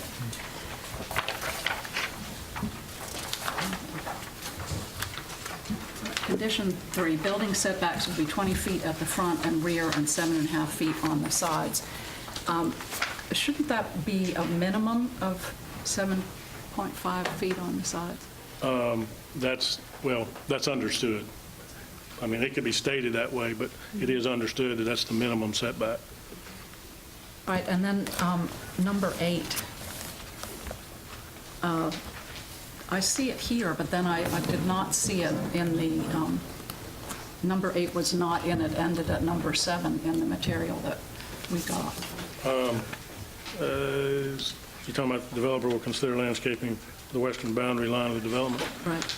That was a statement that was made at the Planning and Zoning Commission, that they said that they would consider that buffering, and they have stated tonight. That was put into the agreement with the That planning should and have zoning. been what's in your package. This was. I think the Exhibit A only has 7. Right. Yeah, but that only had 7. So then you explain the change was that came after this exhibit was prepared. Right. In your memo, that was added, should have been in your memo. That was a change that was made at the Planning and Zoning Commission, and then they have tonight address that as how they will do the landscaping, because at Planning and Zoning Commission, all they said that they would consider doing some landscaping, but they have stated it. We also need Mr. Brown to state that that will be a condition, and we need that in writing so that we can put it in the ordinance. It'll be in there. And that way it'll be enforceable. And that condition would be, if Mr. Brown, that condition would be that 10 feet that that I think you referred to earlier. Yes, sir. But that would not impact the actual lot sizes of those particular lots backing up to that particular area. That's correct. That would be. That's correct. The or the homeowner association property would be a maintenance of homeowner association owned area itself. The HOA would maintain that so that individual lot owners wouldn't. As to what enforcement ability city has, I feel very comfortable that if the Eastwood came in and it was violating the terms of the conditions, that the city would not issue the next building permit to the next house. So there's a fair amount of leverage there. I have a quick question on one of the conditions about, maybe I need a little explanation. Number 6, the development shall meet all NCDOT requirements. What's meant by that? As you know, Mr. Ward, the North Carolina Department of Transportation will have to issue a driveway permit, is what they call it, for the new road that it's going to extend out to Highway 70. We fully anticipate that there will be additional lanes required, turn lanes required. So as a condition, we're saying Eastwood will abide by all of the NCDOT requirements for securing that driveway permit, which is really access to the property for the primary road into the property. Okay, now that's what I thought it meant, but I just wanted somebody to state it here, because if it requires turn lanes, whatever NCDOT requires. Highway 70 is an NCDOT road, and they will tell Eastwood what they need to do. Right, okay. The reason that's there, Mr. Ward, is this plan is conceptual. They have not received preliminary plat approval. They will come back to TRC to get that preliminary plat approval, which will address the issues on 70. Okay, I can see some traffic issues, obviously. Yeah, they may actually lose some lots up front, so. I was through there twice today, and I mean, I was, looking at this. I mean, there's traffic issues now. Right. That's why that statement's in there, that will be addressed through the preliminary plat process. But that future corridor is going to change anyway. I mean, there's going to be some upgrades to that corridor sooner rather than later, regardless. And the plat that the Eastwood will bring in will accommodate the anticipated widening of Highway 70 so that you won't approve a subdivision and then we'd have to chop off some lots. Is Bob here, Patterson? I'll make my name sure, Bob. In terms of water and sewer, obviously, in the subdivision these people live in, that's part of Gibsonville, isn't that correct? The Lindley Park subdivision, yes. But the actual pumping of their refuge is then taken through Burlington to the south plants, am I correct? Yeah, it flows by gravity kind of along the creek and ties into our outfall at Springwood Park. And goes to the south? Yes. The Lindley Park. Lindley Park does? Yes. Okay. This proposed development would tie into Gibsonville's sewer, which would then flow into ours. And with our previously mentioned the land swap with Gibsonville, there was a annexation agreement that provided that route for Gibsonville agreed to provide service to this, and then it's a pass-through to our systems. Okay. And then water we have on Highway 70, it would tap through. Any other questions from council? See, there seems to be an awful lot of bad feeling about Eastwood that is coming from the property that's Lindley Park, which is not really, it's not adjacent to this in the same way that, say, Frizzell Drive is.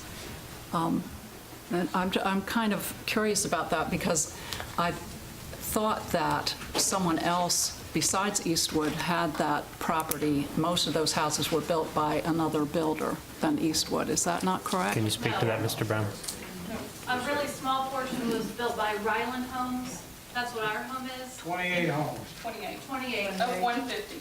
And I can tell you, there was a much better relationship with that builder. We were in the board of directors, and they're much open. They kept us alive for more than 7 years. They paid our bills, so we were not, we didn't have money enough in our accounts. They keep us alive.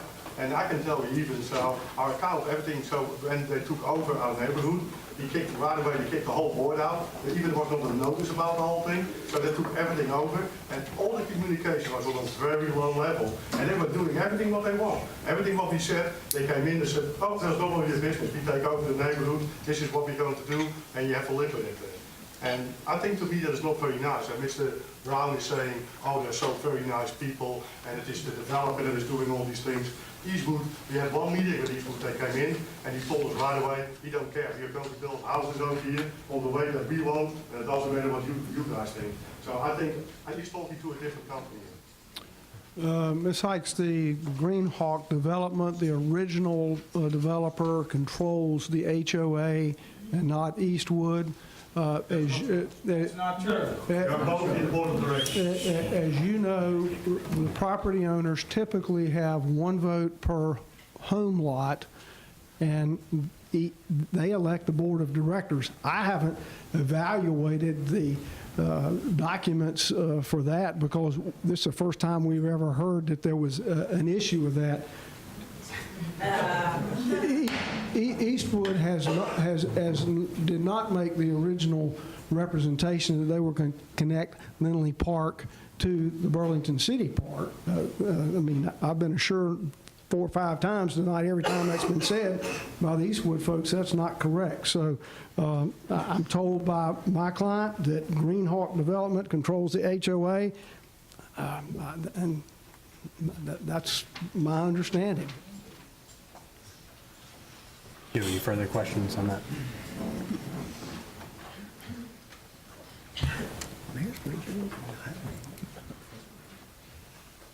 Can I ask one question? No. It's council questions. So, any other council questions? Do I hear a motion from council?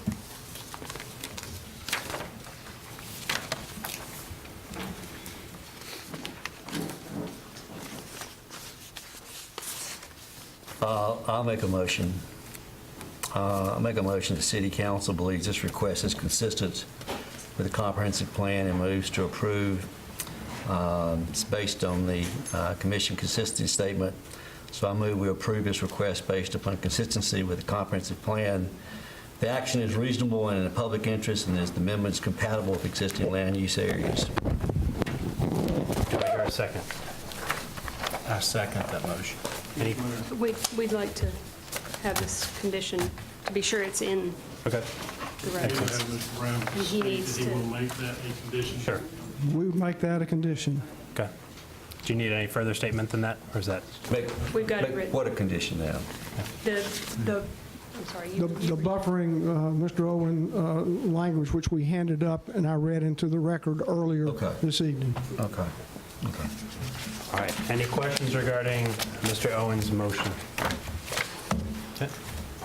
All those in council in favor, please say aye. Aye. All those opposed? Motion is passed. Thank you very much. Thank you, Mr. Brown. Thank you, Mr. Moffett.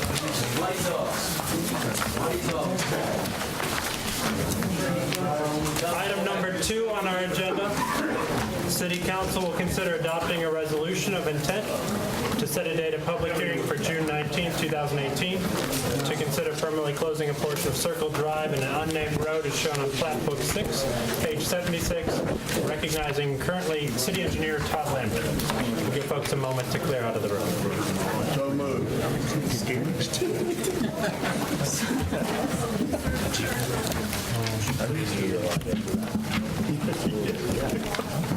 How strong there. Those only roads and get back on these easements. Yeah. Well.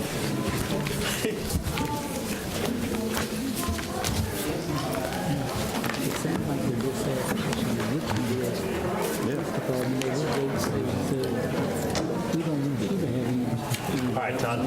Thank you. Thank you, Mayor, Council.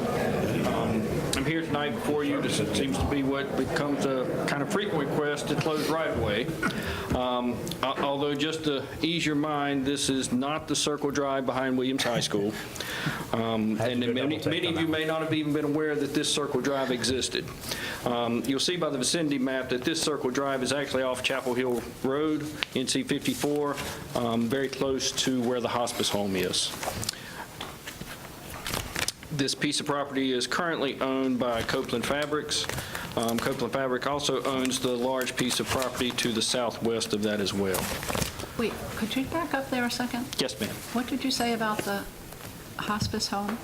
This right-of-way, this is the hospice home here on... It's across the street. Where, on Chapel Hill Road? Yeah. So this Circle Drive is an old right-of-way that was platted and never constructed that's in the woods across from the hospice home. But not involving the hospital home? No, but this is not, that was just for reference of where this was, since it technically doesn't exist. It's south of 54. But didn't we do a zoning, a conditional zoning on Chapel Hill Road in front of this property? For Just some apartments? For apartments. Huh? That was next intersection. Yeah, it's further along the road. Which? This is. Yeah, it's just northwest of that. That rezoning was just to the west of where this parcel is. It's not Harris Road, or is that the name of the road there? Haynes. Haynes Road? Haynes adjoins this and was, so this was the original plat that you see before you that was recorded in 1941. It was originally all called Circle Drive. This portion, which is the western portion of what was previously platted as Circle Drive, was constructed and is now Haynes Avenue. So what they are requesting to close is the unopened portion of the original plat from the 1940s that has never been constructed. So Haynes would stay the way it is? So what you see on the map in red is currently in the woods. Right. That's what they're requesting to abandon. Haynes Avenue, which extends all the way down past Elder, would remain as it is today.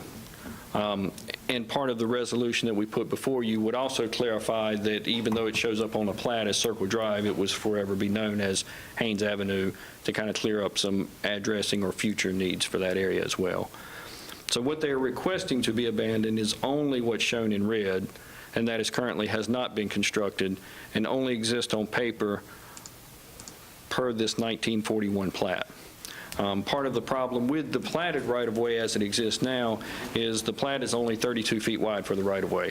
So even if the plat stayed as it is and the right-of-way existed as it is, it would be impossible for them to build a current City of Burlington city street in a 32-foot right-of-way.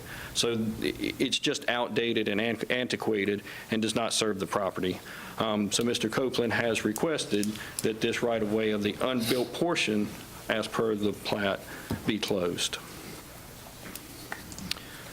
So this actually shows the survey that they had done that shows the unopened portion, and this shows what is now Haynes Avenue, which would be remaining as is in its current state. So there would be no changes to Haynes Avenue. So again, this request is just to set a public hearing. So right now we are adopting or asking the council to adopt a resolution of its intent to close and set a public hearing for the June 19th meeting. Is that in recognition that we already have a public hearing scheduled for that meeting, which, does that work? Or would it be all right to push it to the July meeting? Is there any urgency regarding this? That would be completely at the council's prerogative. That would, the June 19th meeting would be the first meeting we could actually meet the advertising deadlines and get it under, since we do have to advertise for 4 weeks prior. So it's just the way it hits. That would be the first one available. Of course, Mr. Copeland asked which is the first available, and that's the one he requested, although I do not know from speaking with him if another 2 weeks getting on the one in July. If we're mindful of the agenda other than that other public hearing, I don't see a reason why we couldn't hold that. So the only thing I would ask is that we make just a verbal declaration in your adoption of the resolution, where your resolution you have before you does state the June 19th, that we would just specifically state that it will be in the July meeting. Keep it there. On the 19th? Yeah, what's the July schedule anyway for council meetings? We have one meeting on the 17th. That's another month away. That's a month away. Yeah. So I think we need to try to keep the 19th. Okay. All right. Any other questions from council regarding this request? Do I hear a motion regarding it? Is that for June 19th? July. Is that, maybe you're going to put it on for the 19th or go to July 17th? I didn't understand the consensus, I thought. You want to just put it on June? Okay. June. I don't Recognizing that July. think it's going to be highly contentious. I don't know that well, it may or may not be controversial, you know what I mean? We don't know. But I would think it would be somewhat routine, but anyway, June. All right. Motion is to set the date of public hearing for June 19th. Do I hear a second? Second. Any questions regarding the motion? All in favor, please say aye. Aye. All is opposed? Renee looked confused. Councilmember Ward made the motion. Councilmember Butler seconded for public hearing on June 19th. To adopt the resolution intent to call public hearing. Thank you. All right. Thank you, Mr. Lambert. Item 3 on our agenda, City Council will consider approving Budget Amendment 2018-34 for the purchase of a new server utilizing grant funds awarded to the Burlington Police Department by the North Carolina Governor's Crime Commission. Details of this are spelled out in your agenda. At this time, we recognize Police Chief Jeff Smythe. And as he comes forward, Mr. Mayor, so Chief Smythe's here to speak to this. We also have our IT Director, Roger Burden, and Assistant IT Director, Scott Bibler, if there are more technical questions on the matter. But I believe Chief Smythe can certainly get us started and may be able to answer all the questions. Excellent. Okay, great. Mayor and Council, I just want to give you a little bit of background. So we began planning or recognizing our need to better handle digital evidence and install some fiber into the court for connectivity. So we started those discussions with the DA and others as far back as 2016. In late 2017, we changed the way in which we attached electronic files in our system. And unbeknownst to us, that set us on a path to fill our server at a much more rapid rate than we had previously predicted. So IT stepped in, they added some capacity that extended us for a period of time, and that really started our conversation as to what were we capturing digitally, how long did we need to keep it, and what was the cause of that rapid filling of the server that we thought was going to be sustaining us for 5+ years and didn't last that, not even 2. What we discovered was that our vendor for in-car cameras migrated from a low-definition system to a high-definition system, and every new car that we build, we can't repurpose the low-definition system that's out of warranty. We have to install a high-definition system. So that was 5 cars in 2015, 10 in 2016, 10 in 2017, and then there have been a few others for totaled out cars that were replaced. So we're pushing 30 cars now. About 30% of our fleet is high definition that we didn't anticipate that size file being attached for every traffic stop, every pursuit run, all of those things, right? When we built the original body-worn camera server, we worked with IT and identified that an in-house server was the best way to go. We looked at other agencies and spec'd out about how many segments of video we could expect. And then apparently our officers have more robustly embraced the body-worn camera system, so we're recording more segments than were in our spec'd out plan. We also have on our 3rd generation of body cameras. The 1st generation was beta. The 2nd generation was the first production model. And now because of that work with our vendor, they've given us for free the 3rd generation cameras, which extends battery life and is more reliable. So hence, again, more video segments, right? The battery doesn't run dry in the middle of the officer's tour of duty. So we're capturing more and more data with insufficient place to keep it. And then lastly, not lastly, 2 more points. We didn't originally craft an evidence-based system, so what we've been doing for the first 2 years of this is we've been burning to disk 3 copies of disk, 1 for the court, 1 for the prosecution, 1 for the defense, every evidence file that has to go to court. And we'd like to abandon that fairly costly and time-consuming system to a redundant server system where the information's immediately stored on one evidence server, and then in another location, it's backed up simultaneously, so we've got a backup copy that exists. And then use fiber so that we connect with the court, so we just push a button and show all of these segments on TV in the court without burning disks, which are labor-intensive and costly. And then lastly, we recognized after several bits of litigation that our retention periods were not as adequate as they should be. So we might have a routine traffic stop that we don't identify as problematic and don't save for an extended period of time. And then 11 months later, we're slapped with a lawsuit, and we've already deleted that because of our retention schedule being overly short. It was engineered that way, right, because we wanted to revolve the capacity and not build bigger, but use the space that we had. So all of those kind of created this perfect storm where we recognized in late 17 we needed a new server system. So we set about budgeting for that. Our early January, February foray into that resulted in about a $500,000 server from Dell, who was one of our providers. We knew that that was not necessarily going to work for us. Perhaps that was a Cadillac version. We went back to the drawing board to find, in cooperation with IT, a more reasonable solution. We found a vendor that's looking to get into the market for cities our size. They gave us a very competitive price of $248,000 for a system that manages the server in addition to the server, if I'm going to explain that correctly, and that's important in a moment. And so we moved to place $248,000 in next fiscal year's budget.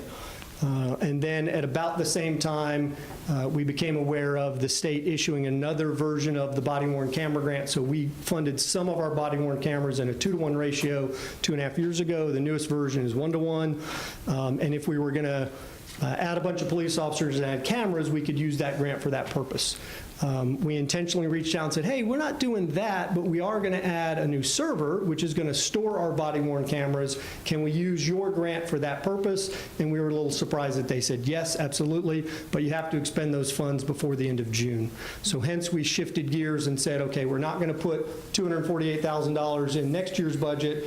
We're going to get $100,000 from the state, which was the cap on the grant, invest another $148,000 of city money prior to June, and hence that resulted in this budget request coming before you today. Any questions from council regarding this? So a couple of questions, Chief, and I've talked to Hardin on this a little bit, but I appreciate you adding some more clarity to it. Now, this are we going to own this server? But there's a company that's going to manage the... No. So we're going to own it. It's just got a system that manages importing the data into the first server, pushing it to the second server, creating that redundancy, and then allowing us to create maybe a DMZ, demilitarized zone, where we can ping in from the court without exposing the entire city system to electronic hacking threats. So that's what that does. And have we estimated what we think the life expectancy of this is going to be before we have to upgrade? I mean, do you want to maybe, Scott or Roger, talk about our ability to add some other city systems in years 2 and 3 that would be some cost savings? Are you prepared to maybe do that? 16 years. Scott's telling me it's 6 to 8 years, the expected life on this. One additional benefit to this is we have an aging backup system that backs up nightly all the critical servers in the city. That's going to be, I believe, year 1920, fiscal year 1920. So we would have to expend $150,000 approximately at that time, put that on the budget. That would be this time next year would be, I'll be retiring, but Scott will be budgeting for that. But it'll be 150. And because of this system, we estimate we would add to it probably 20 to 30,000. So it'll be a cost avoidance. now the grant, I did a little research on the grant piece itself. There was $2 million in this grant fund, and it was first come, first served. Is there money Yes, sir. left? I mean, there is money left, yes. So we've got a great contact at the state, and we've been monitoring that very closely, and they are committed to the fact that the $100,000 that's tentatively earmarked for us will be there. And that's the max. That's the max that we can get with a 1-to-1 match. So we're required to do 100, their 100. The project's 248, so their 100, our 100 match, and then an overage of 48 that we would pay additionally to complete the project. And just one last statement on it, and I shared this with Hardin earlier. Obviously, we go through budget time, and we've stressed ourselves right and left on Hardin's ability to collect 99.5% of all the money that was able. Someone's stressed out about that. Nobody else is. Yeah, so I struggled with it myself, and then got comfortable with it. I rationalized something. But I guess my point is, this is obviously late in the game for us in this fiscal year, and it wasn't appropriated for next fiscal year, and we couldn't get the money anyway if it was.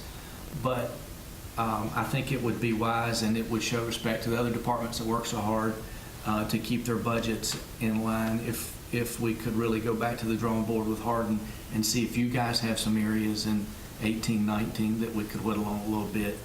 I would really appreciate if you do that. Yes, sir, absolutely. We will do our best effort to carve that out and make sure that we're treating everybody fairly. But I can guarantee they'll benefit in a year or two when they're not going to spend that Well, I haven't heard 150. that. That was good to hear. Yeah, help me back those numbers again. So technically, you took a $250,000 system that the state's willing to give us a $100,000 grant. So Yes, we got sir. $150,000 out of pocket. Yes, sir. Okay. Now, and then the backup system which you referenced would be, you know, That we currently have today is aging, Aging. and we'll have to replace that in another year, 18 months. So that's already in your 5-year capital improvement plan? Yes, and that'll drop off the capital improvement plan, so that's a... So then, that is, how much did you have budgeted for that?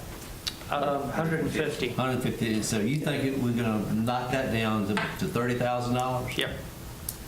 And the way that works, sir, is that the controlling system that manages our redundant servers, we add capacity to our servers, but the system we've already paid for. And so instead of them having a whole system, they're just adding storage to our system and using that software to partition that. And that's why it's so cost effective, because they're not buying a whole system, they're just buying storage arrays that they add to this existing system, and so they can do it very cheaply. Fair, guys? Storage and licensing. Okay. Yes, and for the record, we won't be using the police system for the next year or 18 months. It'll be totally chief's system, so, because I don't want to jeopardize the grant anyway, but we don't need it, but we will be able to use it in about 18 months, and and it has redundancy that today we don't have on our system, so I'm sure all of us understand what they're saying, though, aren't you? Makes perfect. Yeah, but it's, Makes perfect okay. sense, yeah. Do you have a question? I just think that you're just talking about $30,000 then, really. Yeah. I mean, I do Yeah, understand. total cost of ownership, we're talking $30,000. And this has really come down from, it's a Synergies. $500,000 system. As the chief pointed out, originally it's $500,000. Scott beat up on them pretty good and got them to come down he said, look, you're going to use us as a reference. So it's not only the perfect storm, but we had the perfect solution to meet the perfect storm. So That's really good to hear. Chief, I do have one other question. Part of the grant, and you alluded to it, with regards to the length of time that we store stuff and being able to use it for evidence and not getting ourselves in a bind. Part of the, to receive the grant, we're required to provide appropriate policies and procedures for both storage and usage. Yes, sir. Are we good with that? Yes, sir. I have samples with me if you'd like to see that. We've got our I don't need retention to see them. schedule. I just and need you to tell me we're good. It's about a 15 or 20-page policy. It's well vetted, and it's already in place, sir. All right, perfect. Proud of you. That's good. Thank you. Any other council questions regarding this budget request? Do I hear a motion from council? Move we approve budget amendment 2018-34. Do I hear a second? Second. Any questions regarding the motion? All those in favor of the motion, please say aye. Aye. All those opposed? Motion is passed. That concludes our agenda. We have no public comments signed up this evening. Do I hear any council comments? Or are we all ready to go home? Do I hear a motion to adjourn? So moved. All those in favor, please say aye. Aye. All those opposed? Thank you very much everyone, for coming. See you on June 5th.